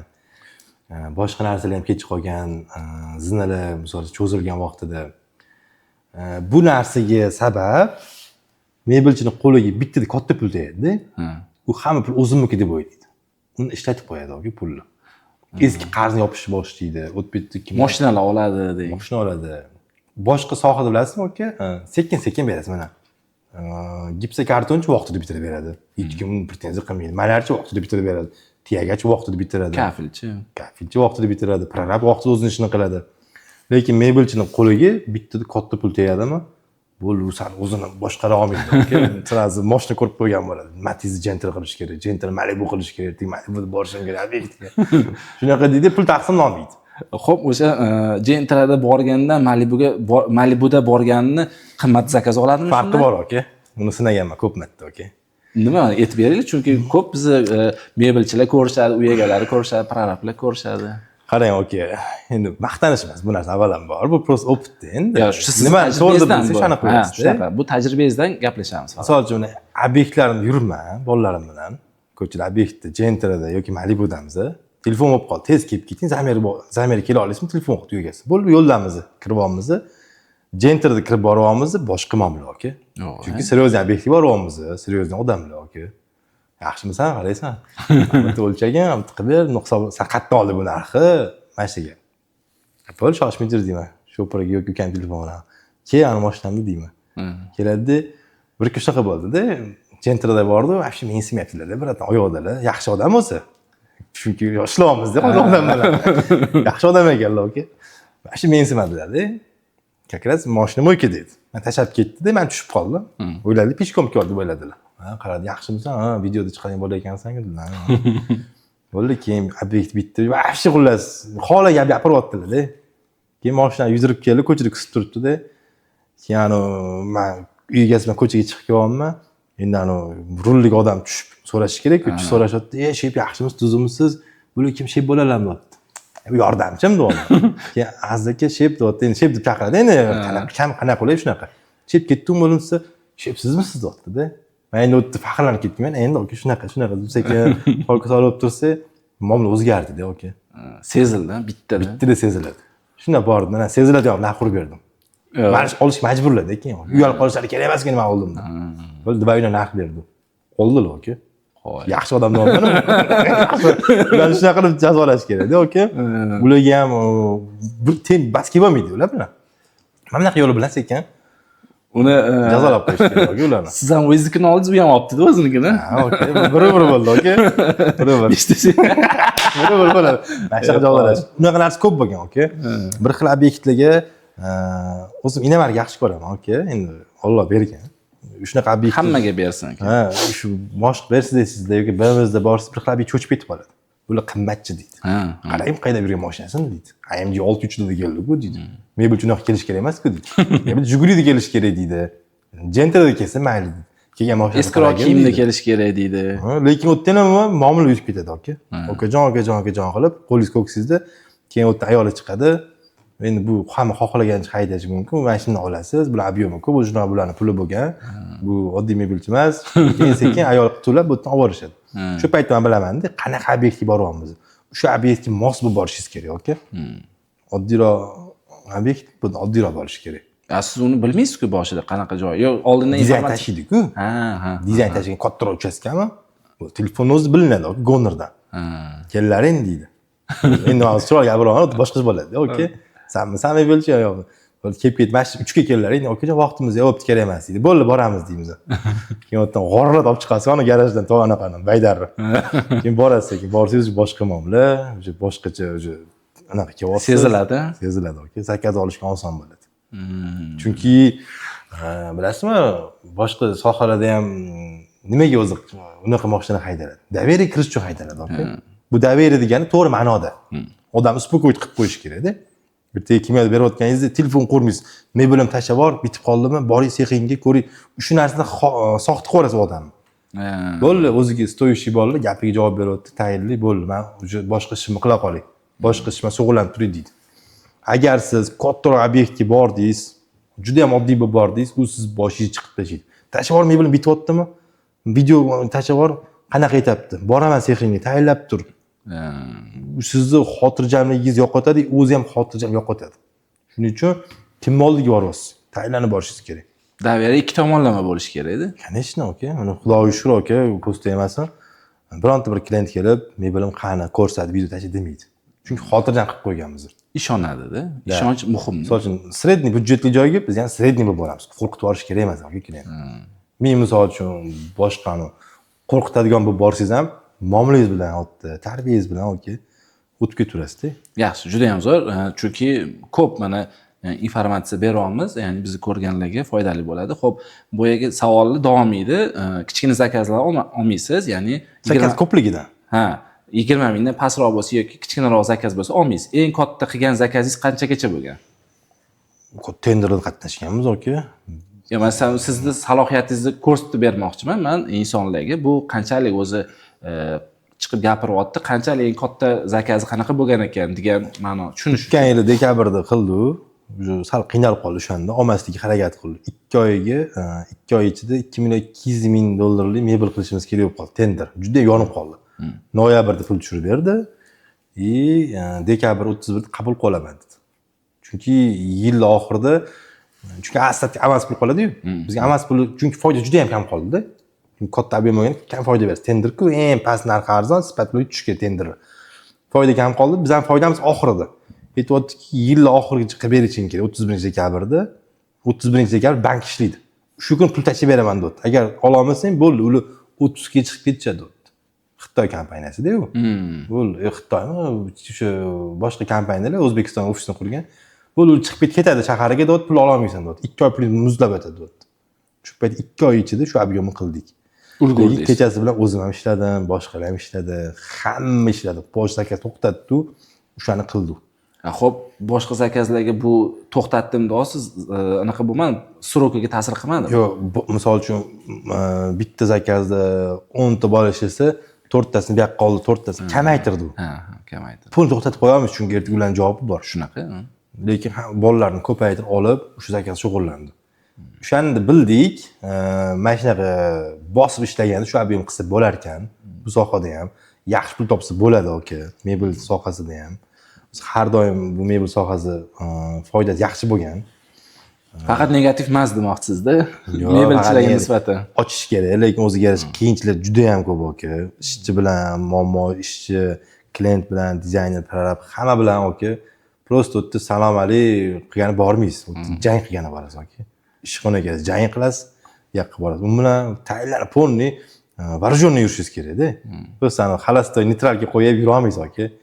Mas'uliyat juda katta-da, so'ra. Katta, oka, soqol shanga qolib ketdi. Oka, men o'zim hali yosh bo'laman, oka.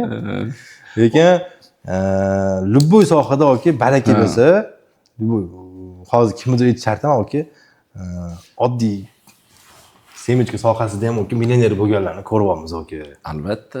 Oldin nima bo'lardi? O'zlariga aytib chiqdilar-ku. Semechkachi qilib bo'lasanmi? Oka, qarang, hozir odam havosi keladi, oka. Chunki hammasi mehnat ustiga qurilayotgan ishlar-da bu. Katta mehnat yo'q, 35 yil bo'ldirdilarmi? Ermay brendining asosini aytyapsiz. Men o'zlarim. Любой sohada oka, любой sohada milliarder bo'lasizmi, millioner bo'lasizmi? O'zingiz xohlagan sferaga chiqsangiz bo'ladi, qachonki pulni taqsimini zo'r olib, marketing va zamon bilan hamnafas bo'lib, qaysi platforma hozir zo'r? 10 yil oldin masalan Facebook edi.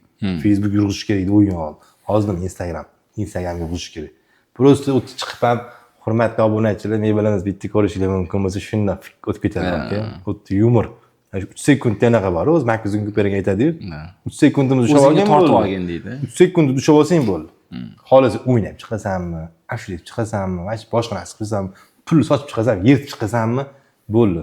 Glavniy ushlab olish kerak. Lekin ushlab olganda ham negativ bo'lish kerak emas-da. Odamlar просто просмотр uchun ishlash kerak emas. Men vashchi shu paytgacha SMMchilar boshqalarga aytaman, просмотр qiziq emas deyman. Potensialniy klient qiziq aka bizga. Menga xolos 1000 ta просмотр bo'lsa, zo'r video olay. Shu 1000 tadan 100 ta klient kelsin, aka. Dodda-yu. Chemanda 1 million просмотр bo'lsa-da, 2 ta klient kelsin. Nima keragi bor buni? Biz Instagram uchun ishlamayapmiz. Instagram biz uchun ishlash. Biz uchun ishlash kerak Instagram. Ular просмотр uchun ishlayotganlar, ular Instagram uchun ishlayotgan odamlar-da. Shuni hisobiga men aytaman har doim. Like, просмотр umuman meni qiziqtirmaydi, aka. Potensialniy klient qiziqtiradi. Xo'p, qarang, O'zbekistonda mebel bozori qanchalik katta? Qanchalik siz uni qismini egallagansiz? Mebel hozir juda ham talab ko'payib boryapti, aka. Chunki qurilish qarang, kuniga misol uchun bugun boshqa haydamadim, yonimda o'tirib yurdim. Orqasiga o'tdim, katta zani tushib qopti, aka. Bo'lsa o'sha yerda ko'p yuraman, chunki boshqa haydayveraman-da. E'tibor bermagansiz-da. Rul fokus rulda yo'lda bo'lgan. Ochilibdi, magazin ochilib ketdi Farxatskiy bozor oldida. Bo'lsa haftasiga 2-3 marta o'taman men. Yonida o'tirib ko'rib ketdim. Bu degani qurilish, aka, siz ko'z ochib yumguningizcha shu mahalladan o'tguningizcha qurilib qo'yapti. Qurish juda ham ko'p, talab ko'p. Lekin mebel sex ochib yurg'ish ham juda ham qiyin bo'lib ketyapti. Nimani hisobiga? Oson aka. Aytdim anaqa yo'q. Buyurtma mutaxassis yo'q. Zakaz bilan ta'minlash qiyin yoki bu mutaxassis yo'q deyapsiz? Mutaxassis yo'q, zakaz olish ham qiyin juda ham aka. Chunki kimdandir hozir nimadir ishontirib, sifatingizni ko'rsatishingiz kerak. Hozir sex ochishingiz ishchi oldingiz ham emas-da aka. Showroom qilishingiz kerak. Showroomni ham yevropiskiy ham qo'yishingiz kerak emas, milliy qo'yishingiz ham kerak emas. O'rtasida ushlashingiz kerak. Turklar ushlaydi, o'rtasida bilasizmi, Yevropadan ko'chiradi-da.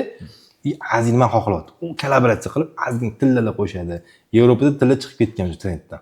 Hamma o'sha Maderanga o'tib ketgan yoki Haytega o'tib ketgan. To'g'ri, sifatiga qaraydi, qimmat latullar ishlatadi.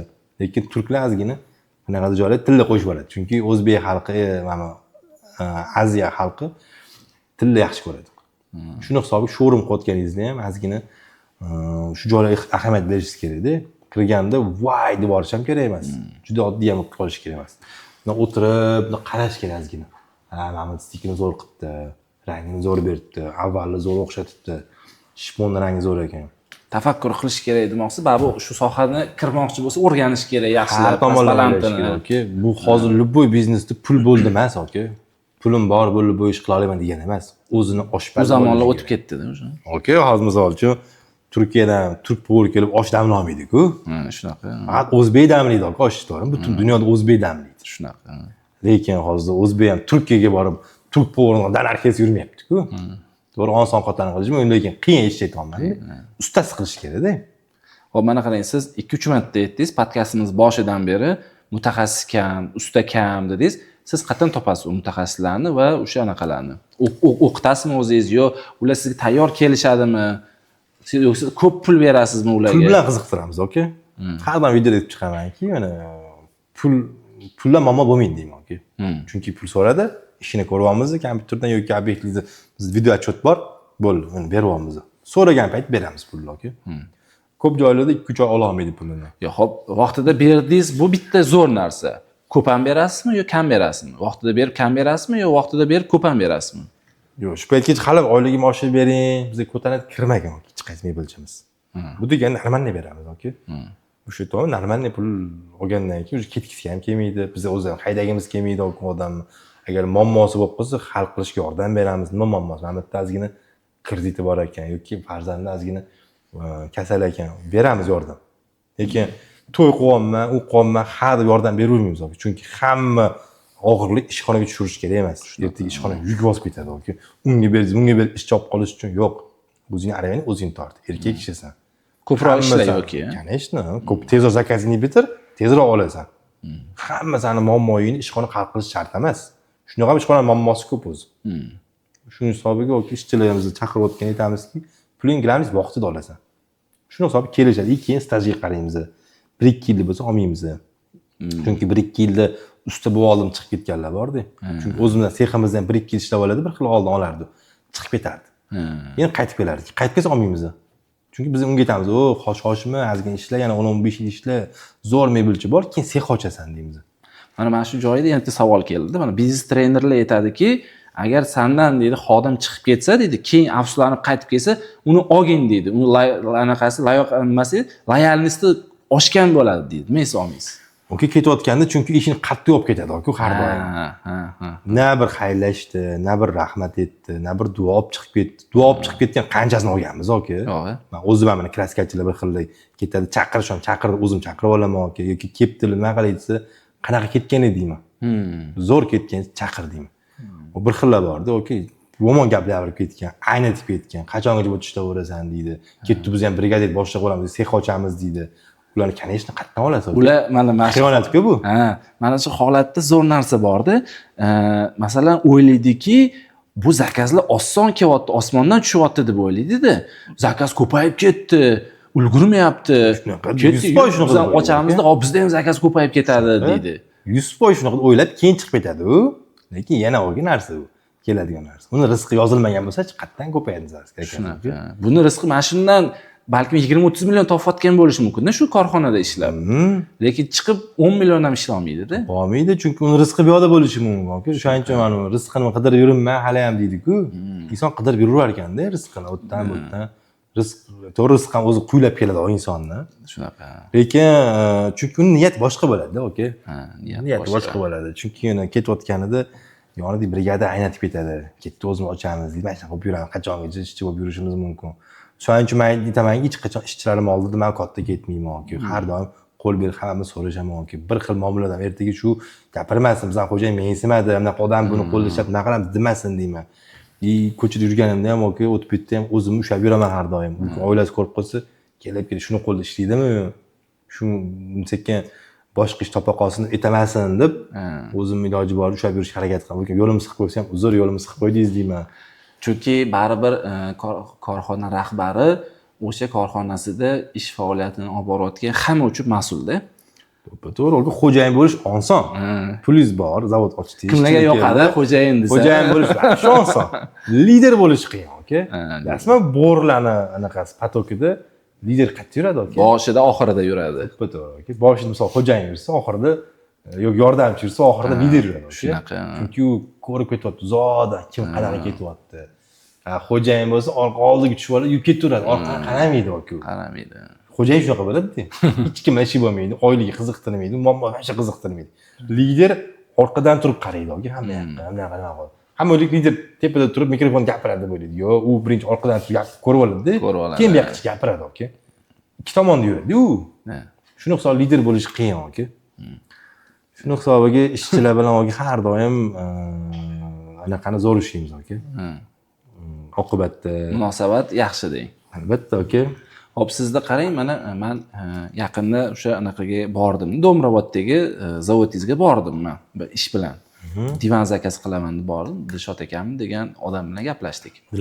Dilmurod akamni oq mashinadagi jipda keldi. O'shanda men ko'rdim, juda katta zavod ekanda. Men endi bunaqa katta darajada deb o'ylamadim. Bu kichkinasi, siz ayol ko'rmagansiz, okey? Ayog'i. Ana kino ko'rganmiz, Lamborghini keladi, Tidorgoyni Beetle deydi. Ana bundan kalta yorotganda. Bu o'tda faqat mebel ishlab chiqariladi. Katta fabrikamiz ham bor. O'tda serial ishlab chiqariladi. Biron kun chaqirsangiz boraman mehmonga. Okey. Hamisha ochiq eshigimiz. Boramiz, ekskursiya qilamiz. Men o'shani savolimni davomi, siz o'sha zavodni o'zingiz primoy boshqarasizmi yo boyagi siz aytgan 15 ta yordamchingiz boshqaradimi? Qanaqa bo'ladi? 15 yordamchim boshqaradi, okey. Men 15 yordamchim boshqaraman-da. Men ulardan so'rayman. Siz zavodga borsangiz, prosta qarab anaqa qilasiz, lekin qanaqa ketyapti, nima bo'lyapti, chuqurlashmaysiz raqamlarga demoqchi. Yo'q, men shunaqa qilib qo'yganmanki, hech qaysi mebelchi boshqa men oldin kirishmasin deyman. Bu gap kibrlikda ham emas, okey. Prosta meni fikrimni o'zgartirishadi. Men ketayotgan telimni chiqarib olib, chunki ertalab men nastroyda chiqaman. Bugun syomkam bor yoki vaqt borishim, men bilan gaplashishim kerak, kayfiyatimni ko'tarib olishim kerak, pozitiv bo'lishim kerak. Kimdir kirib muammo bilan kiradi, to'yim bor edi, uni qarzim tushib qoldi, bundan nasiya savdoga tushib qoldim. Yana o'ylaysiz, unga pul qidirib berishingiz kerak. aytaman. Gravit yordamchim bor, Sirojiddin akam. O'zingiz hal qiling deyman. Bo'ldi. Keyin agar ular ham hal qilolmasa, menga chiqadilar ular. Ular cho'q meni anaqa tushunadilar. Qaysi payt men bilan gaplashsa bo'ladi, o'zim temada, qaysi payt ayta olaman, bugun emas, ertaga. Ular men zo'r tushunib olganlar xarakterimni, qaysi paytda mana shu gap aytsam hal bo'ladi. Hal bo'ladigan temani biladilar, olib kiradilar. Shu payt o joyga yetib qo'yadi. Yo, bu ish hal bo'lmaydi, buni olib kira olmayman deydi, bo'ldi. Men bezdi qilishmaydi. Mana shu tomoni menga yoqadi yordamchilarim. U gap yaqinlashtirishdan emas, qanaqadir zapret qo'yib qo'ymagan, prosta ish shuni zo'r ketadi-da. Xayolingiz joyida bo'ladi, Chunki ertalabdan siz plan qilib olgan bo'lasiz. Men bu narsani qilaman deysiz, gapingizni taxlab olasiz, kim oldi ketyapsiz, o'zi shunga yarasha o'zingizga qarab chiqasiz. Biraz kelyapti-da, qanaqadir muammosini aytyapti. Bu muammo ham qanaqa pulli muammo bo'lsa, asab bizavermaydi. U yerda avariya bo'lib qoldi deydi bu kim, unga yordam bering deydi. Ular kasal bo'lib qolibdilar. Bunaqa diagnoz qo'yib qo'yibdi deydi. Ma'natingiz ozgina xijili bo'ladi, o'ylaysiz keyin. Pul topib berishingiz kerak qattandir unga. Uni ham topib berdi deydi, keyin mana xayolingiz o'tirib qoladi. Bo'ldi keyin shuni ishingiz. Bo'ldi. Shuni kirmay qolsin deyman. Undan ko'ra hal bo'ladigan ish yordamchilar bilan hal bo'ladi shunda. Men hal qildimmi, u hal qildimi, baribir o'sha bitta muammoga yechim chiqadi. Chunki yordamchim bilan ko'p biz aloqada bo'lib, biladi, men hal qila olsam, hal qila olmasligimni. O'zlar hal qilib qo'ya qoladilar, Zo'r, juda ham yaxshi shakllangan ekan. Xayolingiz joyida bo'ladi, Mana hozir ham bugun ertalab men aytganman bolalarga. Bugun podkastim bor deganman. Ortiqcha muammo, hech qanday bezdi qilmaylik iltimos deganman. Chunki hozir muammo hal bo'ldi. Telefon ham jinglamayapti, ko'ryapsiz? Telefon tinmaydi, Nima qilish kerak? 15 ta bola kuniga 10 marta telefon qiladi, 2-3 martadan telefon qiladi, 30-40 marta degan. Telefon bo'laveradi, bu nima qiling. Chunki men bilan maslahatlashib qillaring deyman. Ertaga zakaz olganman klientdan deyman. Mendan so'rashadi deyman. Mana bugun ertalabdan aytganman bolalarga, 6 dan keyin 5 dan telefon qilmalaring menga. Xayol joyida, Xayol joyida. Mazza qilib suhbatlashyapmiz, lekin mazza qilyapman, sababiki baribir chin ko'ngildan chiqish baribir boshqacha-da. Mana o'sha kuni birinchi kuni taklif qilganimda aytdingiz, aka bo'ldi, boraman dedingiz-ku. Nima mavzu bo'ladi dedingiz-ku? Pulli tema bo'lsa bo'ldi, nima? Shunaqa. Pulli tema ko'p taqaladi. Hozir bittasi pulli tema trendga chiqadi. Shunaqa. Pulli tema bo'lsa, prosmotrlar ham ko'p oshadi. Bizga prosmotr o'zingiz aytganingizdek, foydali bo'lsin, suhbatimiz odamlarga yetib borsin, chunki baribir ertami kechmi har qanaqa odam uyini remont qilganda mebelga to'qnash keladi. Xohlaydimi, yo'qmi? Chunki bugungi kunda toza ochiq ishlayotgan mebelchilardan bekitmaymiz. Yolg'onchi mebelchilar ko'payib ketgan. Ya'ni soxta, boya aytganimizdek, soxta mebelchilar ko'payib ketganda, juda ko'p shunaqa holatlarda uy egalari ham, deylik boshqa soha vakillari ham bundan jabr ko'ryapti-da. Bu narsani kimdir chiqib gapirsa, ya'ni men sizni o'yladim shu podkastga kelib, ya'ni bu joyga chiqib gapirishga haqlilardan biri deb bildim. O'shaning uchun chaqirdim. Xursand bo'ldim yana bir marta. O'zim ham xursand bo'ldim. Birinchi marta podkast berishim. Raza ko'p kelishadi, davay deydi. Оборот qancha, u qancha, bu qancha. Nima qarasan deyman. Sirni boy beraverish kerak emas-ku, Aytayapti, nimadir bitta sir bo'lsa, odamlar qiziq bo'ladi-da. Ishxonangizga olib kiring deyaveradi. Ishxonangizga nima qarasan deyman. Qanaqa apparatda turibdi, zo'r apparatda turibdi deyman. Ko'rsing deydi. Niyati g'araz bo'lishi mumkin, to'g'rimi? Niyati xolis bo'lishi mumkin. Ko'z Rasululloh sollallohu alayhi vasallam tegan-ku, biz kim bo'lamiz? Shu insonga tegan, bizni tanishni tegadi, ozgina shu mehnat qilyapti, kimdir qaraydi, yaxshi nazarda qaraydigani bor, yomon nazarda qaraydigani bor. Hasad bilan qaraydigani bor. Tinch ishlab turibman deysiz. Sanam qila qol, ta'lim maslahat kerak, beraman. Ochiqsiz hammaga. Rasmni ko'rsatishim mumkin, hech narsa bekitmayman, lekin olib kirmayman sexga deyman. Chunki ishchilarimning ham o'ziga siri bor, Ular ham kelishgan, sirim, men shuncha yil tajribam bor. Avvallar bukishdi, graduslarda hammaga o'rgatib olmaydi, chunki uni xohish. Chunki kompaniyani siri degan narsa bor-da baribir. Menda turgan stanovlarni ham bu kim ko'rsa, xuddi shunaqa qo'yishi, mana bunda shunaqa stanov turibdi deb tahlil qilib chiqishi bor. Bizda ham mana turibdi deydi. Men shu ko'rsatmayman stanovlarimni. Lekin maslahatga kelsa ochiqsiz. Va bemalol, uni bekitgan joyim yo'q. Shuncha bilimni men olib ketamanmi deysiz-da, baribir. Конечно, lekin hamma narsani ham ko'rsim kelmaydi, chunki ozgina harakat qilsam o'zi ham deyman. Chunki meni ustozim mebel sohasida aytdimi, faqat maslahat berishgan. Maslahat. Raspberry qiling deyishgan yoki mebel qiling deyishgan. Bo'ldi. Ular kelib tepamda turib, hisob-kitobni, kalkulyator, namatdan ust deyishmagan. Hammasini shu Allohning qudrati bilan Visivga chiqdi, u yoqqa bordi, bunga bordi, uni iltimos o'zi o'rgandi. Bironta bir mebelchi yoki odam kelib, bizga mana qilgan zo'r bo'lib ketasan demadi. Bir aksini aytdi. Sen qiyin ishga kiryapsan. Sen eplolmaysan bu ishni. Sizlarning ishinglar konvert bo'lgan, Google ishlab chiqargansizlar. Shu ish chiqavergan, degurga hamma aytgan shu ishni, aka. Hamma yuziga aytaman, har shu odamga ko'rsam. Siz kuch bergansiz, menga motivatsiya bergansiz. Uni yomonlab aytmayman. Yopilgin degan edingiz. Qani yaxshi bo'ldi, aka. Yaxshi aytgan ekansiz deyman. Chunki men hali qilib ko'rib ko'rsatib qo'yaman degan niyatim bo'lganda. Shuni hisobiga harakat ham bo'lsin deyman-da. Men bebas ochayotganda olib kiring, aka sexingizni ochyotdim, sexi deyman. Yo'q, olib kirmayman, lekin maslahat beraman. Men stanoklarni qo'ygan, menda ham oldin bo'lgan deyman. Menda hozir shu turibdi demayman. Oldin shundan boshlaganman. Zo'r apparatlar deyman. Narxi ham zo'r, ishlashi ham bizilavermaydi. O'sha robot deyman. Men ko'rsatib bermayman, chunki qizig'i qolmaydi. Menga ham chunki ichgan olib kirib, men ko'rsatmagan, aka. Zo'r. Ko'p xato qilganman. O'sha xatolarning ustida boshqa qilmay deb sekin ustiga ishlayverasiz-da. Kimdir sizga mashina qo'ygan zo'r bo'lasan deb ayta olmaydi, aka. Chunki uni mutaxassisi topa olasizmi, yo'qmi ertaga. Ham u obyomi boshqacha bo'lishi mumkin, to'g'rimi buni? Uni bizdan ishlash anaqamiz вообще boshqacha, aka. Zakaz asosida bizaniki sal Instagramda bemalol ko'rsatib bera olamiz hamma qilayotgan ishimizni. Ko'p sexlar ko'rsatmaydi ishini, aka. Chunki bitirmaydi hamda. Bitirsa ham klient bilan o'sha jig'ijilashib qolgan bo'ladi, vaqti bitmagan, bor edi bo'ladi, ko'rsatmayman deydi. Mana shunday qilib bir-birini anaqasini bir qilib oladi-da. Bir qilib oladi. Endi bizda qanaqa? Bizda oldin men yalinardim, iltimos qilardim. Okajon, uyingiz zo'r chiqdi, olay desam, qo'ysang-chi shu ishni deshardi.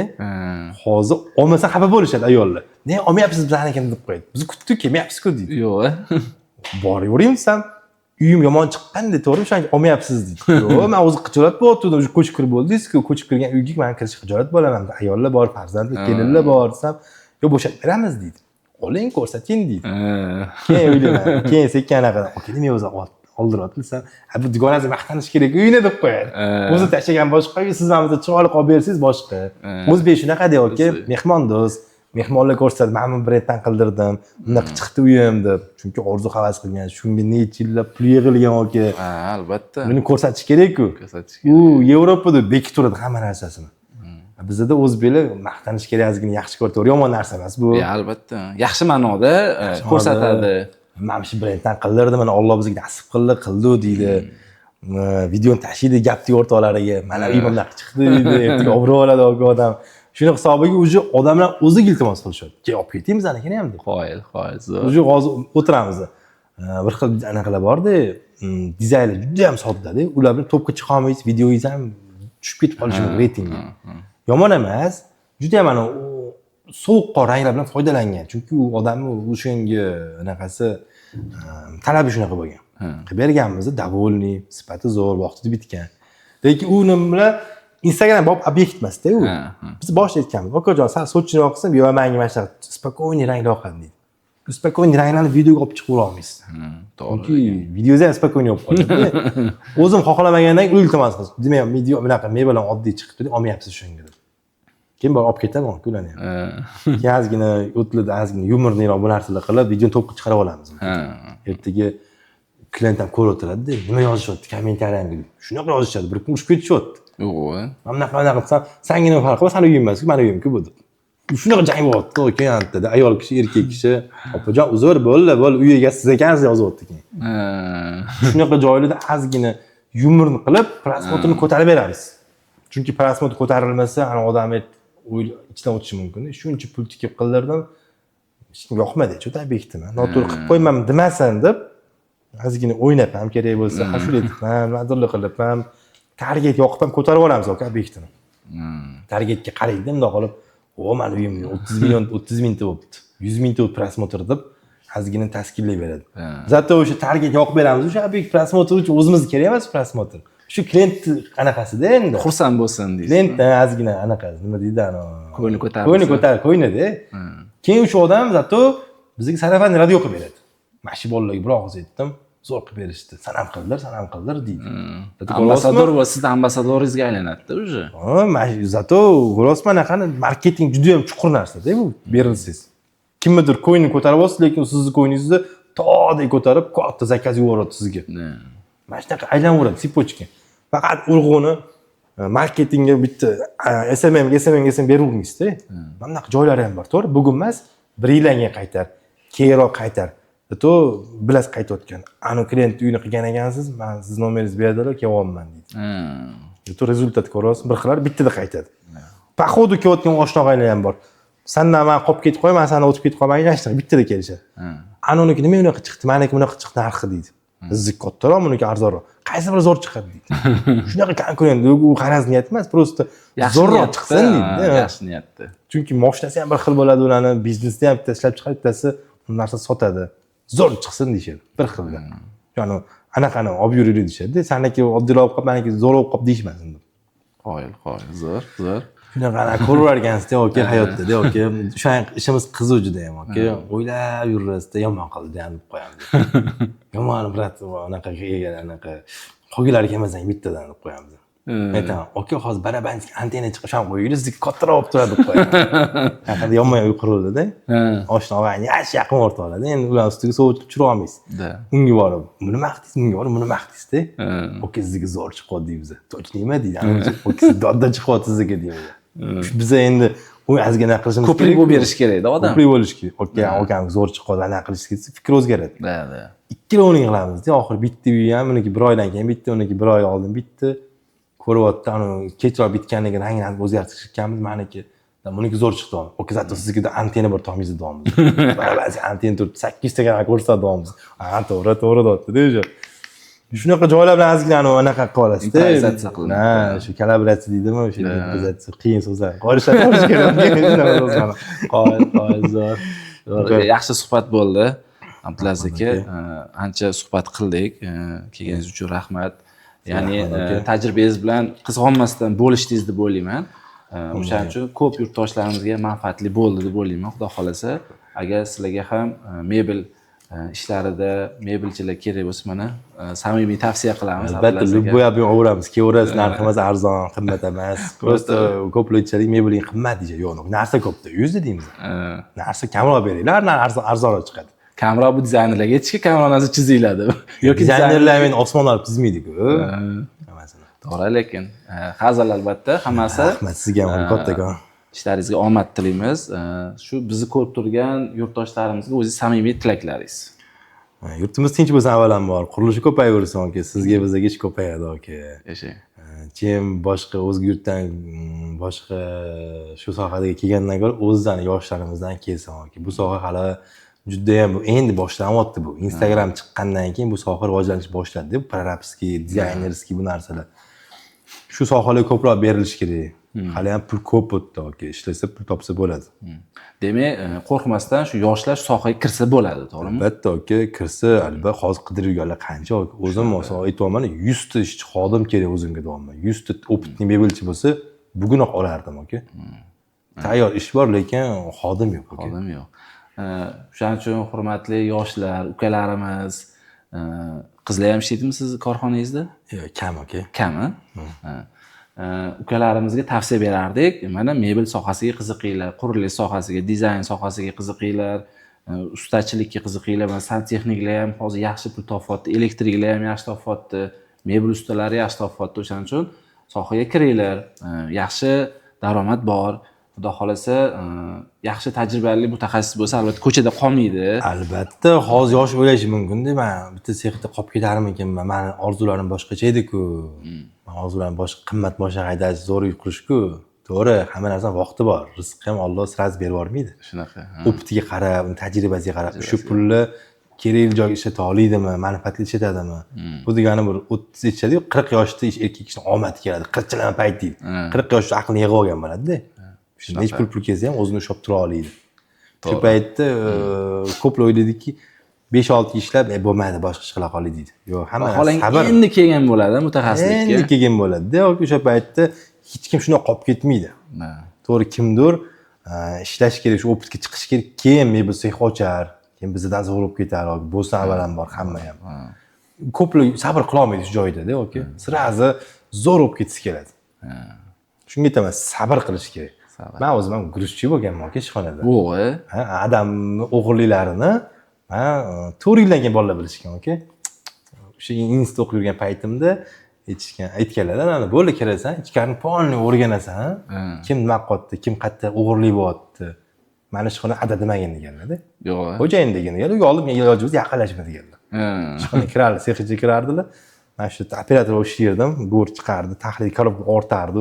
Bolalar bilan rosa yaqin edim. Kim man o'g'irlik qilyapti, kim raqam to'qib olgan o'zlariga. Kelsalar, xo'jayin keldi ishmasdi. Raqam bilan aytishardi. Voy. Men unga kulib qo'yardim. Hazm qilgansizmi, ko'tarib yurgansiz. Kulib qo'yardim, aka. Chunki bilardim-ki ishxonada men ertaga o'zimizga qolagan joy. Hali baribir qilaman dedim, o'sha so'kardim, aka. Keyin ins bitdi-da, aka, ins bitgandan keyin o'sha bo'ldi, ins bitirdi, endi ishlavermagan. Yo, menejer bo'lgan, o'rgangan, ofisga o'tkazib qo'ydilar. Ichkarida bolalar aytibdi, "Sen qayerdan xo'jalik yaqin bo'lding? Yaqinamdi, mol tashib yurding bizlar bilan. Nima qilib yaqin bo'lding?" dedi. Bo'ldi, bundan boshlab ana raqamni to'qmagan. U xo'jayin adam bo'ladi deganman. Mol muz dedi. Birikta bo'shab ketgan shunda, aka. Shunda ketib olgan. Chunki qattiq gapirib kulib tashlagan edi ustilardan. Men uni aytmagan, men saqlab yuraverdim. Bo'l umuman shu paytdan ko'rmadim. 2008 2010-yil paytdan aytganman-da. O'sha payt keyin aytadi, "Adamatda o'g'irlik bo'ladi" dedim. Men yopish kerak. Mamatdan bolalar narsa otib, mana shu o'g'irlab olib chiqib ketardi dedim. Hamma narsani zaplab qo'yib tashlagan shu xonani. Bu degani zo'r bo'lgan. Agar men xo'jayin o'g'laman, chiqqansiz-da. Men xo'jayin o'g'laman, sirasi ofisga kelganimda, ana bola cho'chirdi, menga bu narsani o'rgatgan, bilmasdim o joydan. O'g'irlikni menga o'rgatishganda. Ha, krisalar bilib olardim, hamma kim sigaret chekyapti, ichkariga kirib, kim ana qiz bilan gaplashyapti, kim yomon ish qilyapti, hamma narsani o'rganib olganman ishxonada. Keyin meni ofisga olganlar-da, ofisga karta ochib berganman. Bu quloqlik kirmaydi. Bu otani davom ishini rivojlantirish kerak. Bu endi karta ochgan. Mana bu yerda o'g'irlik bo'ladi. Kompaniyaning zashitasida. Shuni aytayapman-ku, sabr qilganman, aka. Men o'zim guruchchi bo'lib 4 yilmi, 5 yil ishlaganman. O'rizorda ishlaganman, aka. Mol tarqatganmiz. Aravakashlar bilan urishardi, aka. Keyin mana sabr bo'lib, mana yaxshi bo'ldi hammasi. Albatta. Sabr qilish kerak ekanda. Ya'ni o'sha bu anaqangiz bilan, gaplaringiz bilan hozir kim qaysi sohaga kirsa ham ozgina sabr bilan любой sohada sabr qilish kerak, aka. Men aytaman, Xudoga shukr, men ish topayotgan pulim o'sha payt topmaganman deyman, aka. Alloh biladi hamma narsani. Men yomon yo'l kirib ketgan bo'lardim, aka. boshqara olmagan bo'larmidingiz? Men narkoman bo'lgan bo'lardim yoki boshqa bo'lgan bo'lardim. Bu bitta arz yotgan bo'lardi, Xudo asrasin, aka. Shuning uchun Alloh biladi, qachon kimga qachon qaysi vaqt berish. Shuning uchun hamma narsani vaqtida berish kerak, vaqtini kutish kerak, aka. Bu sirasi men mebelchi bo'lib oldim, sex ochishim kerak, mebel yo'q, unaqa emas. U yo'llari juda ham ko'p, aka. Marketingni chuqur bilish kerak. Zakaz tindirmaslik uchun. To'g'ri. Yaxshi. Shunaqa ekan, sabr. Manfaatli suhbat bo'ldi. Ko'rsatuvimiz yoqqan bo'lsa, hurmatli yurtdoshlar, qo'llab-quvvatlanglar. Ya'ni bu sababli sizlarni qo'llab-quvvatlashinglar orqali bu ko'rsatuvimizni ko'pchilik ko'rishiga sabab bo'ladi. Abdulaziz aka, ajratgan vaqtingiz uchun rahmat. Sizga kattagon rahmat. Bizning sovg'amiz bor. Dekas Centris Development tomonidan yaxshi kunlaringizda ishlatasiz, aka. Sovg'ani bitta ochgin deyshadi, aka. Yoqsa vaqtda, yoqmasa to'g'risini aytgin deyshadi. Voy, mashallah, aka. Menga ham sovg'ani olib bering. Boy Abdulaziz aka menga sovg'a berdilar, men ham sovg'a beraman mana endi. Aqlli bloknotlar o'ga bu yerda. Ko'rsatuv boshida Abdulaziz aka menga Kashtandan mana sovg'a olib keluvdilar. Keling, yoki bu emas. Endi baribir men ham sovg'a bilan kiraman-da endi uyga. Juda ham mana chiroyli bo'lgan qimmatbaho sovg'alar xursandmiz. Kelibdi, aka, bu yerda termizlarimiz, aka. Erkak kishini oilasi tinch bo'lsa, ko'chada ishlatadi, aka. Shunaqa. Kalla xotirjam bo'ladi, aka. Shunaqa. Duogo'ylari hayot bo'lsa, duolarni olib chiqib ketsangiz, ana baraka bo'ladi, aka. Shuning uchun ayolingizni Keniya bilan xursand qilsangiz, aka, ham ishlaysiz, yozib ketadi. Sovg'a uchun rahmat, aka. Chaqiringiz sovg'angiz uchun rahmat. Mana Kashtandan manfaatli bo'lsin tanishganlarimiz, suhbatlarimiz. Inshaalloh, foydali bo'lsin samig'larni, chunki biz bu maqsadimiz shu insonlar qurilish sohasida, xot u deylik mebelchi bo'lsin, dizayner bo'lsin, prorab yoki boshqa soha vakillari, ya'ni sshu soha bilan to'qnash keladi ertami kechmi. To'g'ri. Shundan xabarlari bo'lsa, albatta biz maqsadimizga erishgan bo'lamiz. Avvalambor niyat qilaylik, hammaga to'qnash kelishsin. Bu yaxshi sfera, juda ham. Chunki bu odamning orzu qilgan sferada. Yillab uy qurishni orzu qiladi, yillab yangi uyga ko'chishni orzu qiladi. Albatta.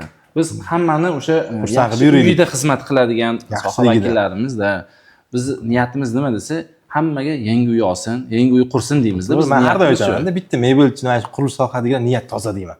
Hamma boy bo'lsin deymiz. Ha, shunaqa. Hamma boy bo'lsa, hamma uy quradi, hamma uy qo'naqa. Go'rga olib ketmaydi hech kim. Shunaqa. Biz o'sha niyatimiz shuda. Bizning Yangi uy niyatimiz olsin. xolis, aka. Ha. Shuning Uy qursin, yangi uy olsin, qo'sha uy olsin deymizda. Shu e'tiboringiz uchun rahmat. Hammaga qo'llab-quvvatlaganlar uchun ham rahmat. Sog' bo'ling, salomat bo'ling. aka. Rahmat kattakon. Ishlaringizga omad aka. Charchamang. Juda ham zo'r suhbat bo'ldi.